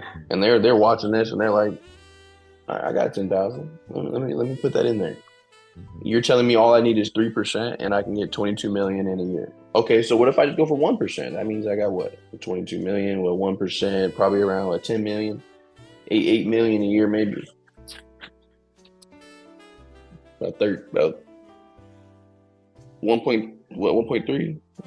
That's 130 grand, 130 grand, 100 and oh so 134 grand, damn, that's crazy that 134 grand. so even that it's like Yeah, okay, but so even if I so, 2%. So two. Let's I like that. So let's say somebody has 10,000, and they're expecting they can go in today or whenever they find out that they've learned how to trade or whatnot and figure that out. mhm, And they just say, all right, I'm gonna stay consistent. I'm gonna get 2% a day, and I'll be at 1.7 mil next year. And let's say that plan goes accordingly, and you're sitting on 1.7 mil next year. I I still don't think at that point would I want trading to be my only source of income. Now let's start moving our funds. Let's start mhm, let's start figuring out how we can allocate our funds to have some more passive income so that we can have a set amount of income mhm, that we can rely on to your point, so that we can actually put more money into trading, mhm, which is something we can always do. Um, but we don't, what we want to stay away from is trading putting us in a situation where we rely on the I just don't, because I personally want trading to be my primary source of income, but I also know that takes a lot of time. mhm. It just does take time. Um, so while we're showing the compound interest calculator, and these numbers are super attainable, um, but even that takes time just to build that perspective and plan to execute that. Um, I'll figure out how I want to form this thought a little bit better, but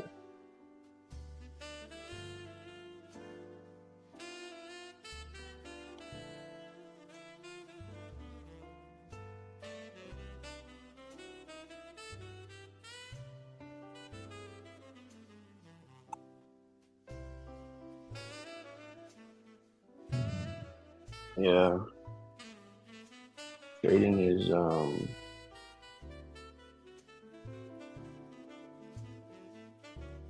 very useful resource. Mhm. For sure, for sure. My trade lock won't let me put a TP on there. Yeah. Have you ever gotten an error on trying to put a TP? Mm-mm. Oh, Is it on your desktop? no, it's on my phone. I need to get it on my freaking desktop. Yeah, the desktop was being weird for me today. I'll do that a bit. Price correcting against dollar move to that 104 area. Looks like Let's get in there. you know, Freaking get in there. And not too much reflection from gold off that push. yeah, Not as much as I would have liked. Not as much as I.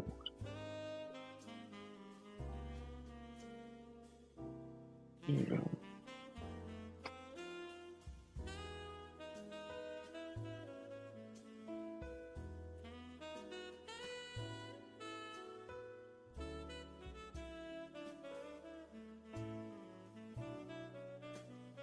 Fembis is like Fembis is going down, so that's actually encouraging. Yeah, it definitely is. Definitely is. Last time I looked, it was 0.25, 0.23 area. I want to see how that gold or how that dollar move affected some of these other pairs. USD JPY looking trying to escape out of an area. A lot of these have been accumulating for the GBP USD slowly making its way down.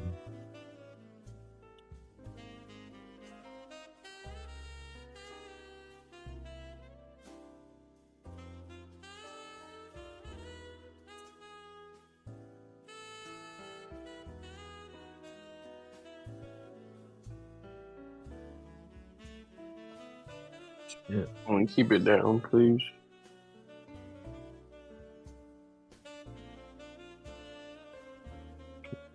.5 minute.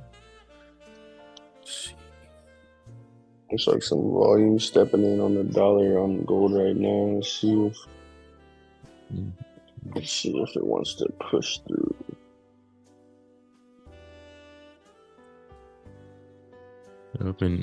Earlier we were talking about just some utilizing our high time frames and our tools in our high time frames. It also kind of giving me some validation in thinking short on XAUUSD is looking at these higher time frames, looking at my daily, and looking at just some really stale volume that could perceivably be at its peak.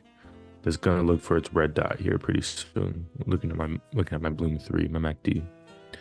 Looking at my 4-hour, got fresh volume here, pretty fresh red dot on that 4-hour. 1-hour, fresh seller's volume, fresh red dot. So those higher time frames, they're leaning in that short position or trajecting towards the short. Again, our lower time frames are super enthusiastic, right? And I think especially on XAUUSD, I think it's important to understand and blend all these time frames together best we can and try and get the whole story and not just the 5-minute story or the 1-minute story or just the 4-hour story, or just the daily story. Let's do our best to layer these time frames to a top-down analysis and make informed decisions, not necessarily on a specific time frame, but just a specific decision on the currency pair, on XAUUSD. Let's figure out what's gonna happen in the grand scheme of the currency pair. 100%. Yeah, I've been eyeing this weekly level from the dollar for the last, I'd say week and a half, 2 weeks. One thing I really like about the higher time frames is it really shows its reaction at our decision making levels. It does show that same reaction on every time frame because the market is fickle, so everything is gonna happen multiple times on multiple time frames, and the discernment that we have to have is just understanding that on lower time frames, it just is going to look less picture perfect.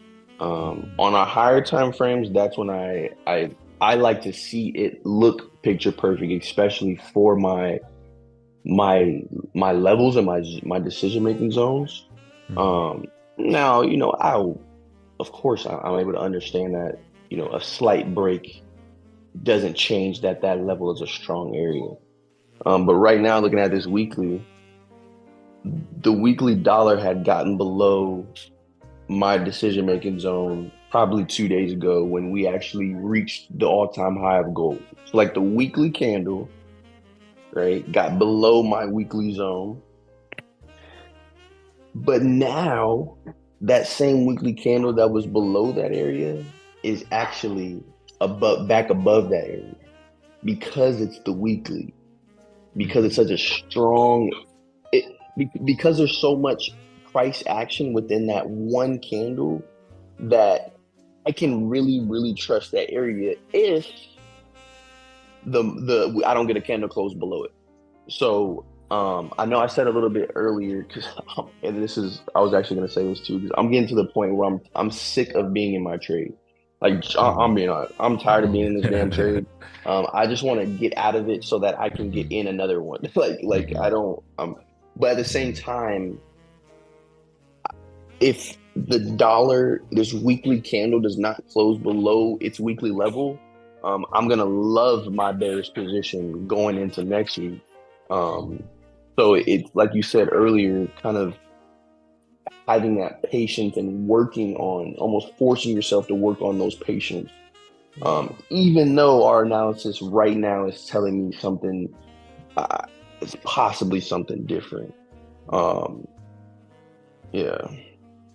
And then one more thing real quick I'll say too is on this daily when we're talking about, time frames, right? And then the daily and the weeklies of my gold look very different, right? Like my daily is ultimately reaching, in my opinion, its peak.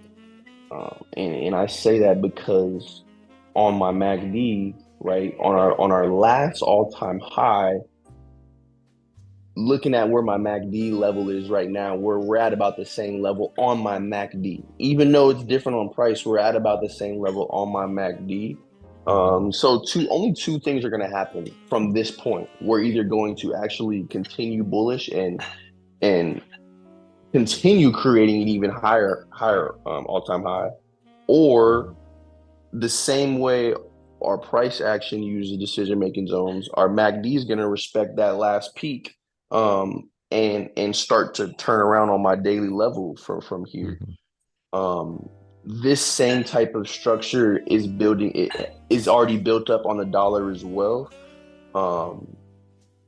And so I really like the way this looks on my daily for gold. So just understanding those higher time frames, like you said, is very important. Very important for me right now as I'm sitting in this trade. Yeah, and we had mentioned, every previous time in history where when a new all-time high is made. Let's just look at what that looks like here. So here's my daily time frame, so we can easily look at some previous all-time highs. So here, looking at Monday, August 7th, 2020, all-time high here. All-time high, touched all-time high 2070, dropped down all the way to 1861. Next one. Touched the daily level here, didn't create a new one, but again, here you're looking at 2072, and very quickly we got down to 1893. So it's kind of recognizing these patterns. Here's another one. Even here, this is kind of a small example here. 2194. This was a new all-time high. 2194. Then a 2149. 500 there. And then here, most recently. But yeah, so here, I'm building my intuition here and understanding what's happened in the past anytime an all-time high has been made. And in fact, in the past, every time an all-time high was made, you're looking at 500 to 5,000 pips of retracement, just depending on the area. Um, and so just kind of projecting my current trade position, my current trade predicament out. Um, and here I could be completely wrong, and I could have to exit my trade at a loss. But um, really want to stay patient. I want to stay patient through the retracement that I think will be inevitable.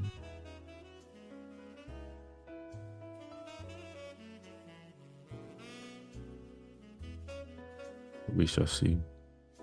We shall see how the cards unfold.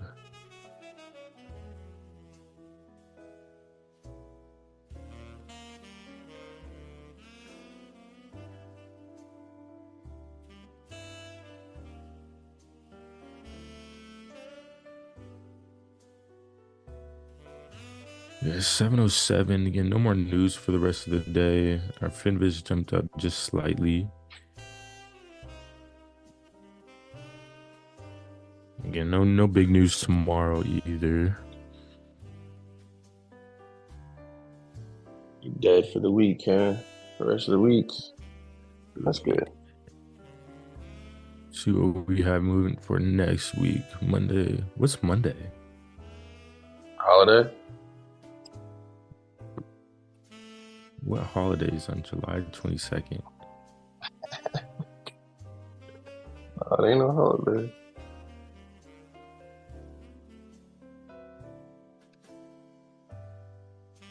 Huh. That's weird. Maybe there's just no news. That's weird.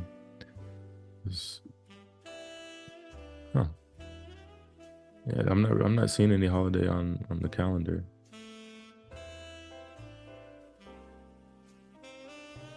That's strange.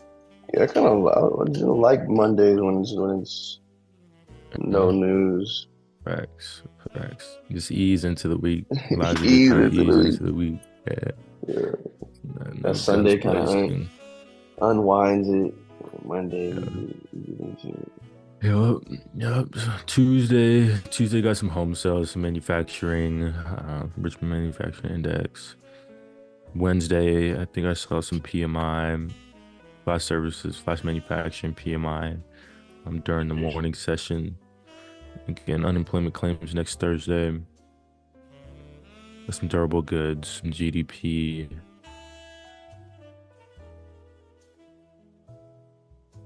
Yeah, tomorrow should be a fun week.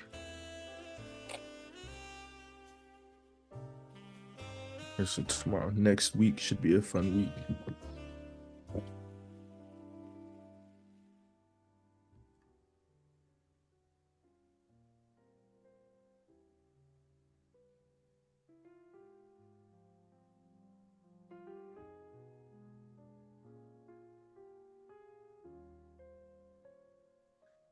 Oh, I forgot the Instagram. The Instagram post got out. I meant to look at it, make sure I didn't fuck up. Sometimes I look like a fool. Like I'll just like be reading the post and I get my just Like, bro, misspell it. I'm like, bro, what was I on?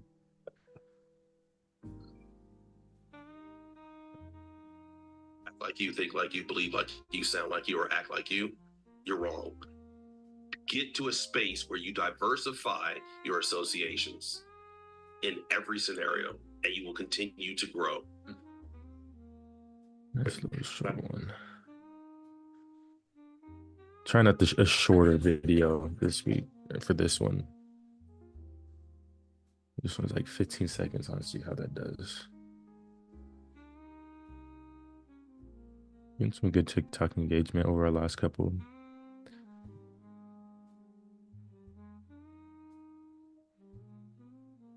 Oh man, the long game.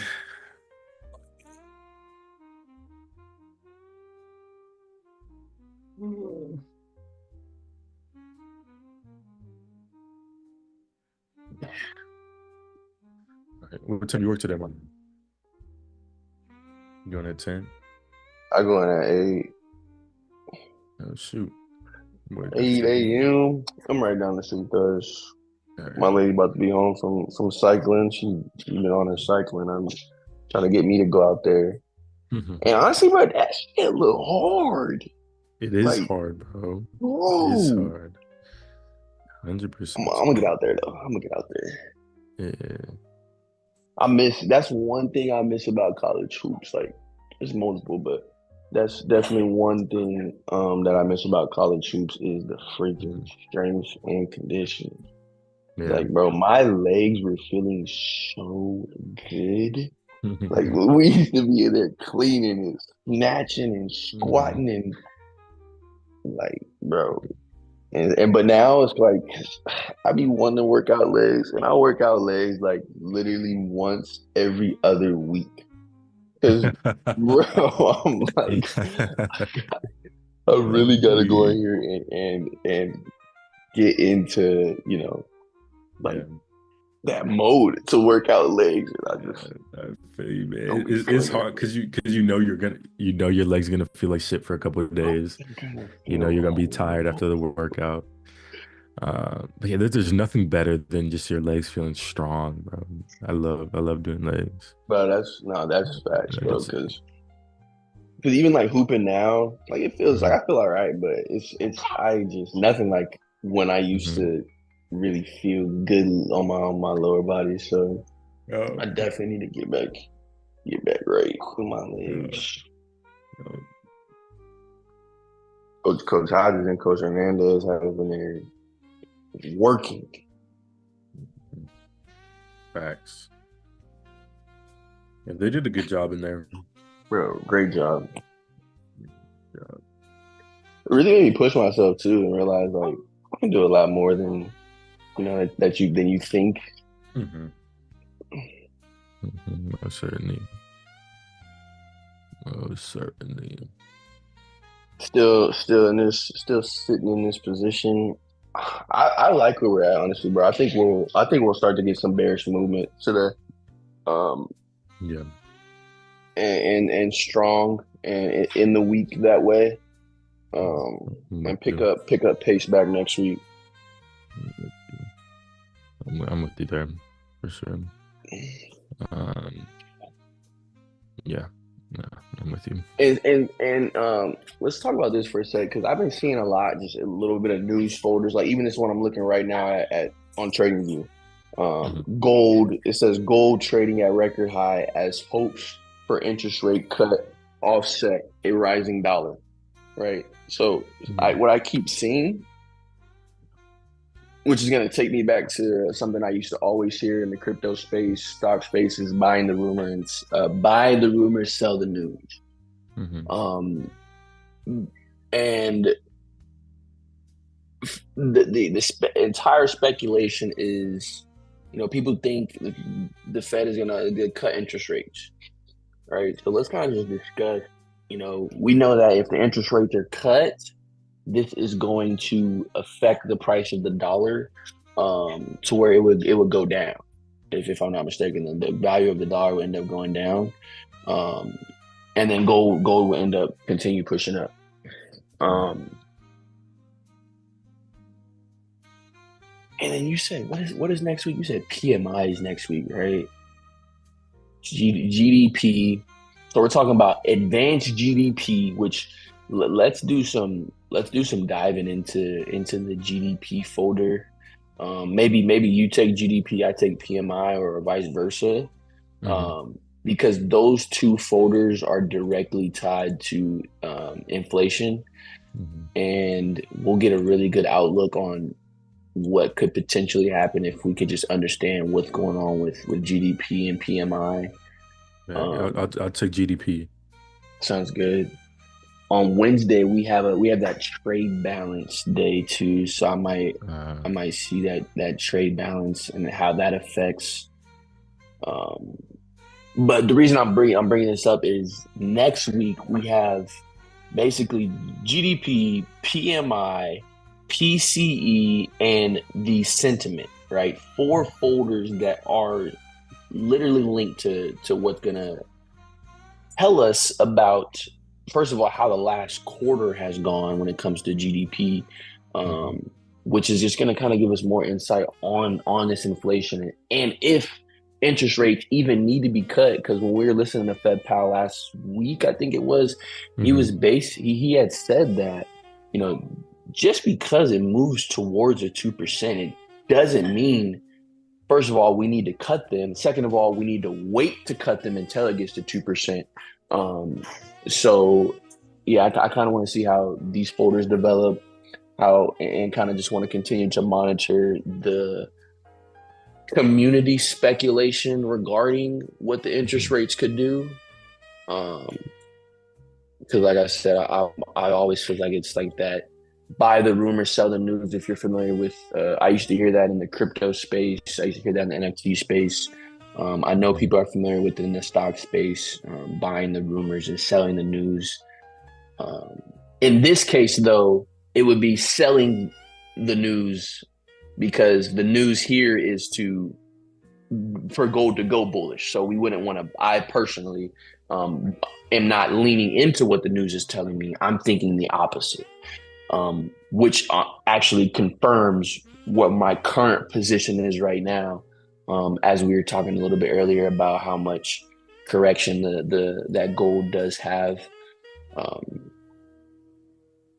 So yeah.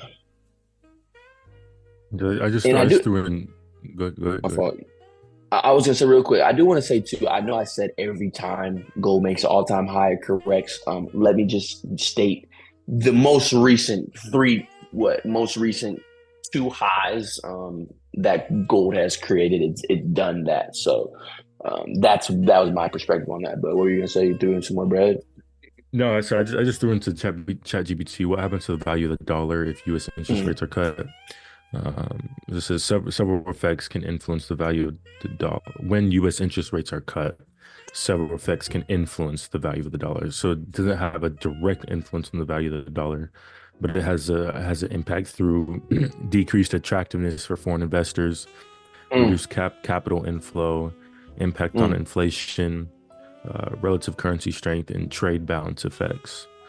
Overall, while a cut in U.S. interest rates can lead to a depreciation of the dollar, the actual effect depends on a complex interplay of economic factors, including inflation, capital flows, and global interest rate differentials.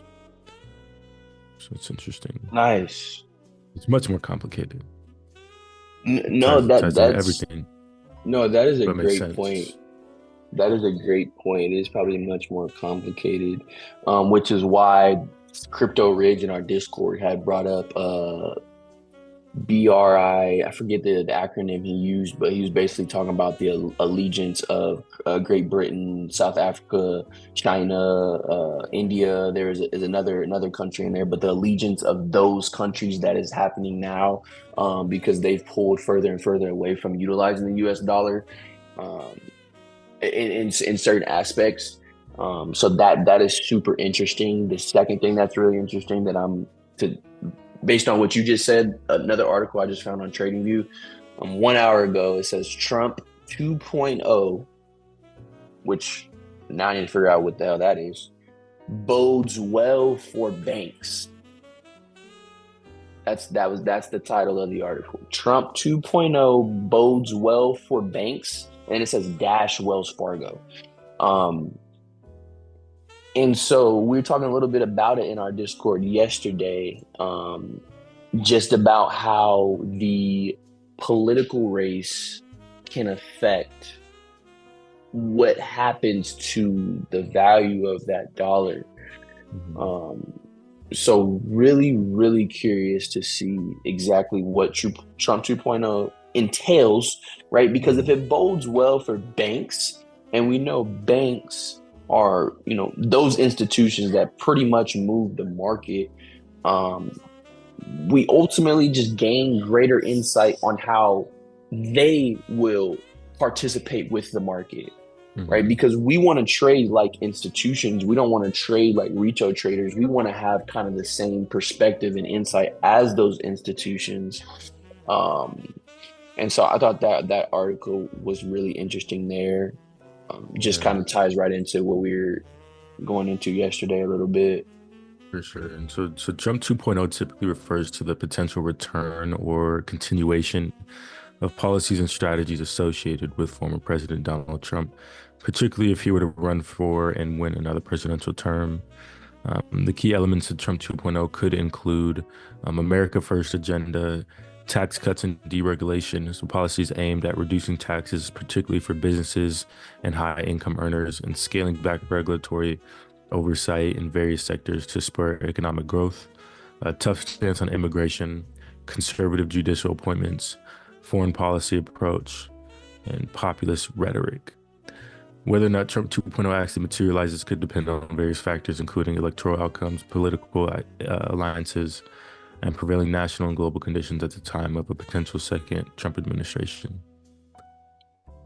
You said something a second ago that could really, really shake things, I think. And it was political. What was that word you said? Political. Like right towards the end. Populist rhetoric. Something had to do with international policies focused on policies aimed at reducing taxes, particularly for businesses and high-income earners, and scaling back regulatory oversight in various sectors to spur economic growth. Tough stance on immigration, conservative judicial appointments, foreign policy approach, populist rhetoric. Whether or not Trump 2.0 actually materializes would depend on various factors, including electoral outcomes, political alliances. Okay. That's what it was. That, to me, brings right back to what you said in the Discord yesterday, when we were talking about the alliance of Britain, Russia, India, China, and South Africa. From what I don't know a lot about politics. From like on paper standpoint, I have somewhat in-depth knowledge of like who both of these individuals are, like historically wise, which is another reason why I can't get super tied up into it, because it starts to drive me crazy. But from what I do understand, nobody likes Biden internationally, because I don't know the reason. I mean, let me not even go there. But from my perspective, it seems like that nobody internationally likes Biden, likes the policies he makes, or none of that. So if Trump can come back in and whatnot, and rebuild those alliances with countries that the U.S. has kind of monitored, supervised, or whatever the term we want to use in case something breaks out, I think that's something that could obviously shift the value of the dollar. Now, where I'm kind of at a standstill is, does this stuff benefit the dollar, or does this stuff decrease the value of the dollar? So that's kind of where I need to develop and figure out, like, okay, so if Trump's in office and we go this way, does this benefit the cost of the dollar, or does this degrade the cost of the dollar? And what would you say? What would you think? Sitting here right now, I'd say Mr. Trump, former President Trump, he would do his best to increase the value of the dollar. So I'd kind of go into the research kind of expecting, I guess you could call that my hypothesis. Yeah.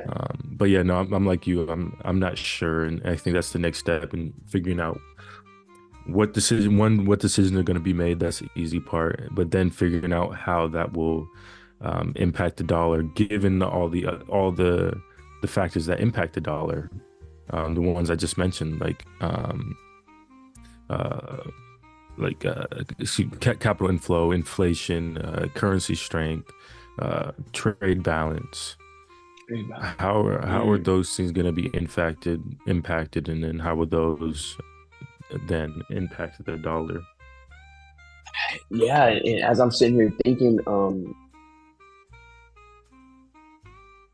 one thing I'll say this too, and then I'll go into my next thought is, when it comes to learning, it's it's really hard to learn if you don't seek like knowledge. And what I mean by that is you have to be able to form your own questions. Like you have to be able to form your own questions to find solutions.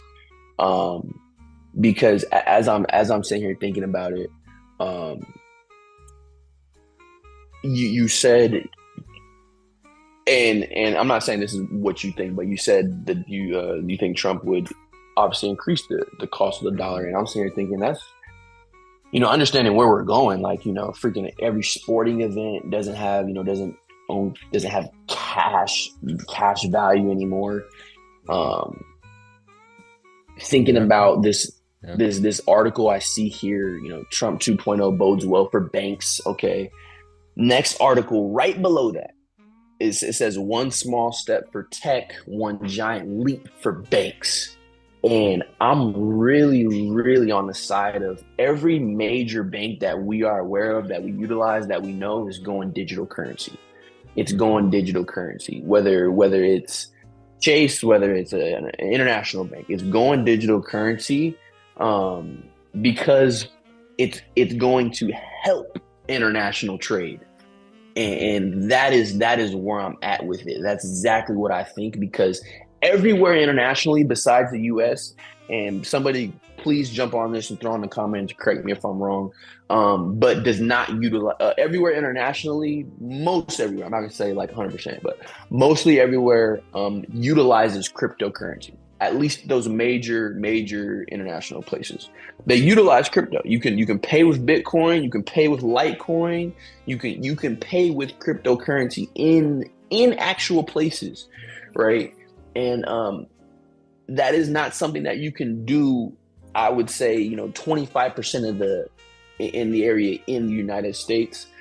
So as we develop as a country, we already see most vehicles are electric, which has impacted, our relationships. I feel like, from my perspective, like I said, I'm not super knowledgeable about this stuff.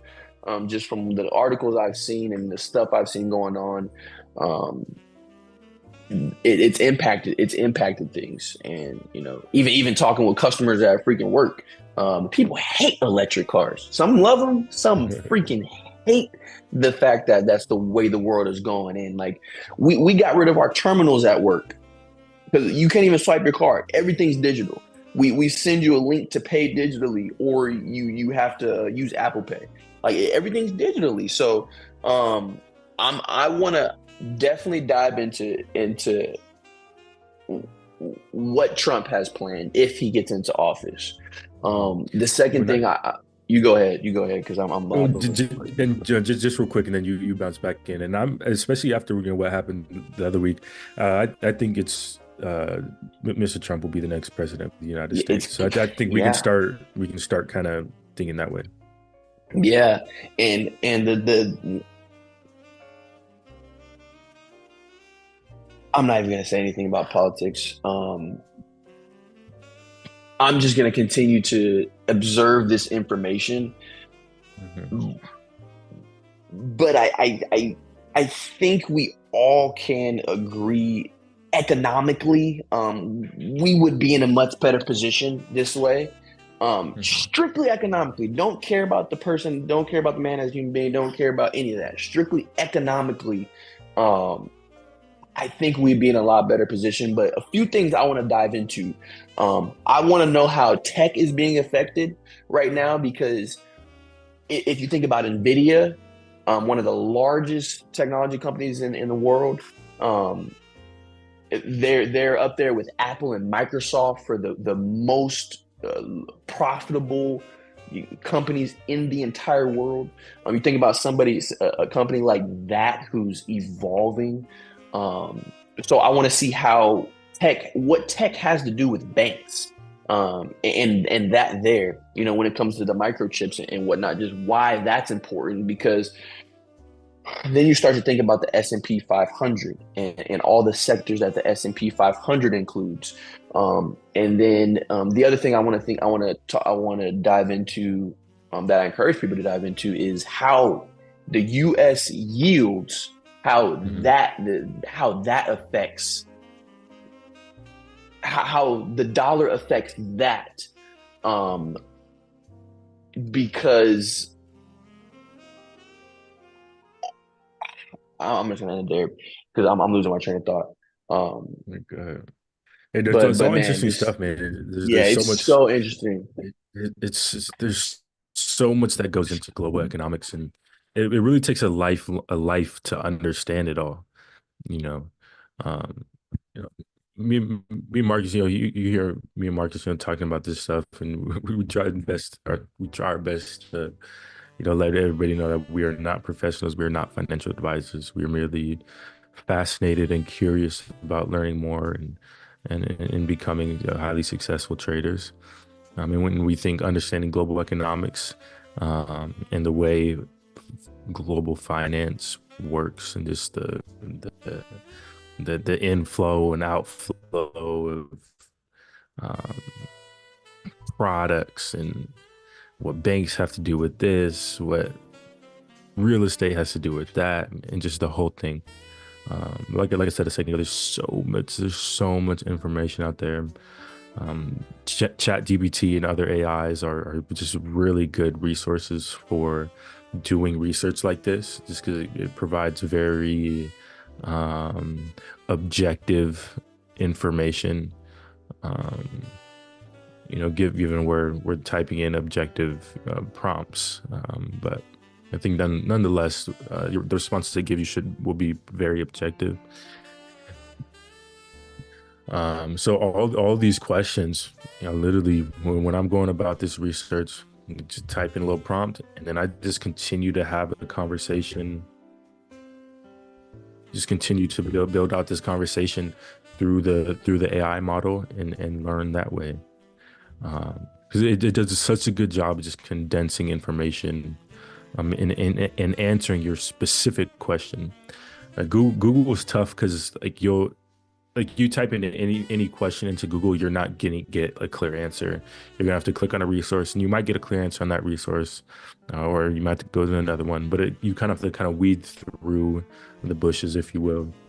Or with ChatGPT, it's just right there in front of your face, and you can ask the question as candidly as rudely, I guess, if you want, and it'll give you an objective answer, a clear answer, whatever you're asking.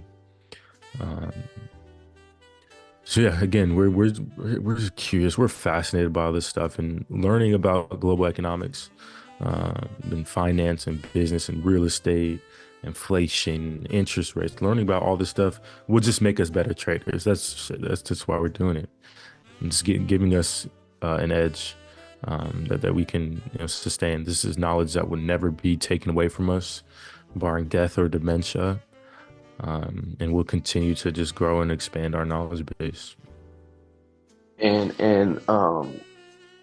to your point, something I think you do really well is how you cause the AI to prompt you.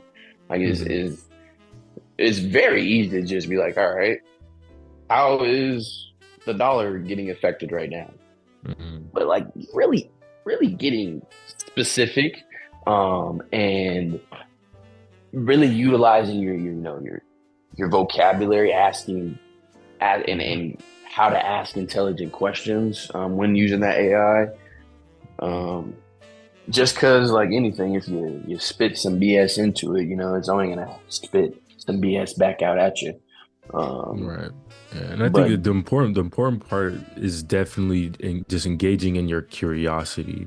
Though that's where the good questions come from. I when I dive into like researching a topic through ChatGPT, I'll usually start out by saying, provide me all the information you can on this and this, only using academic resources, only using good resources, and bam, it'll spit out all like the general information. I'll read through it. Okay, I got a question. I got a question about this, or I'm gonna type in the question, and continue to build the prompt, because the responses will learn from the previous question and responses, so it'll continue to develop and kind of get down to what you're trying to figure out, and then it's the whole conversation is there for you. So definitely just engage in the curiosity, man. The chat GPT is such a good way for us to get into the research of this stuff. Yeah, no. But, yeah. Go ahead. What are you saying? I was just, I much rather use that than Google. That's all I was gonna say. Like Yeah, you bro. said, not having You to don't have to. Yeah, filter through all those. exactly. It's funny too because they're probably teaching that stuff in school now. I remember when I was in school, I learned how to use the internet, like what Mm-hmm. how to Mm-hmm. find specific sources. But it's now it's Mm-hmm. like, all right, they probably teaching them how to prompt AI. Yeah. Crazy That's world we live in, crazy, man. bro. Crazy world we live in. I'm still in my entry. I'm gonna head out here in a few, but Uh, on this entry. as we get past our 7:30, Joe. I appreciate you making it this far with us. Yeah, I always love to see you on here with us. Um, yeah, Thursday, last day of the week for us. We'll be back next Tuesday. Look out for some stuff, some information. I'm gonna in a conversation with Crypto Ridge in the community yesterday. We were talking about just sharing some information. So whatever I find, the insights I gain over the week, and I'll shoot in the Discord. I'll shoot some resources as well that the community can engage with. Because again, yeah, I want us all to learn and understand this stuff, and if we can, Marcus and I can streamline this stuff for you guys, and just give you the cliff notes, if you will, the most valuable information. That's our intention through the community, and we'll do that. But yeah, our next trade day next Tuesday, off of a Monday in which there's no news. We get going Tuesday with a full plate of news that will indefinitely, not indefinitely, the market will move indefinitely, but it will give us news that will shake up the market for sure. But that's all I got for this morning. Marcus, you got anything? Nah, man. All I got is I'm still, in this trade, so I'll definitely keep the community updated on how I'm, moving about my personal, trading and whatnot. And Mhm. same goes for me.